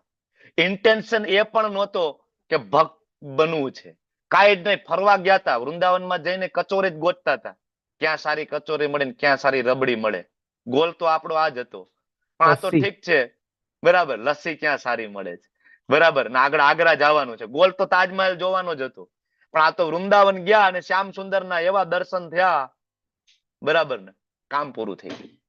ભગવાન એટલે કે છે મામ નમસ્કુરુ. ખાલી એક નમસ્કાર કરીશ, એ રીતે મારામાં સંપૂર્ણ રીતે તન્મય થઈને તું નક્કી મને પ્રાપ્ત કરીશ. મારી લીલા તું જો ને, ભગવાન કહે છે, બાકીનું હું જોઈ લઈશ. પણ આપણે હમ નહીં સુધરેંગે. અમે તો નમસ્કારે નહીં કરીએ. અમે તો માનતા જ નથી તમે ભગવાન છો. હવે શું કરી શકાય?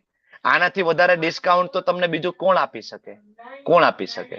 અનંત બ્રહ્માંડના સ્વામી આટલું ડિસ્કાઉન્ટ આપે, બાકી કોઈ દેવી દેવતાઓ પણ આટલું ડિસ્કાઉન્ટ આપતા નથી. બરાબર.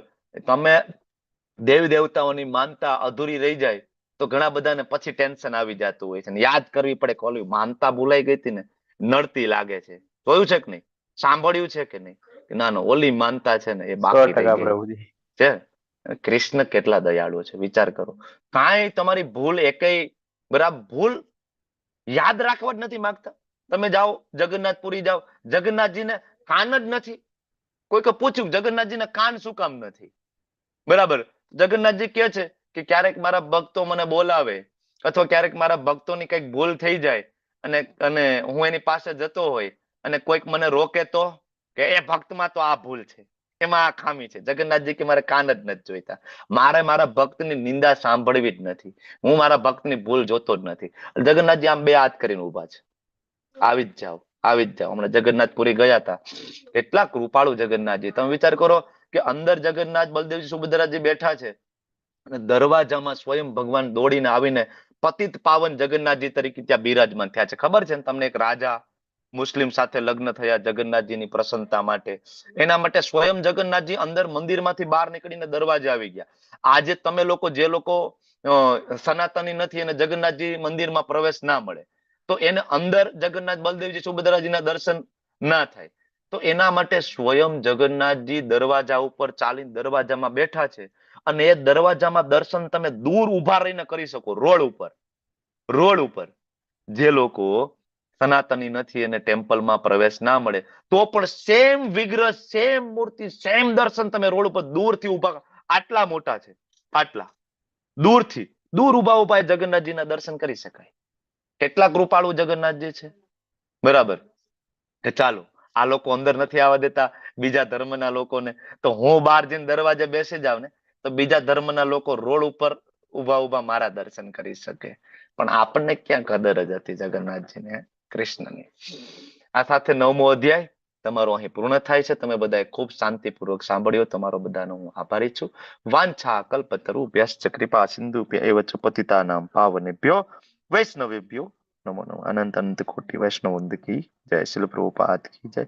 शिल गुरु महाराज की जय. ग्रंथराज श्रीमद् भगवद गीता की जय. हरे कृष्णा कृष्ण कृष्ण हरे हरे, हरे राम राम राम हरे हरे.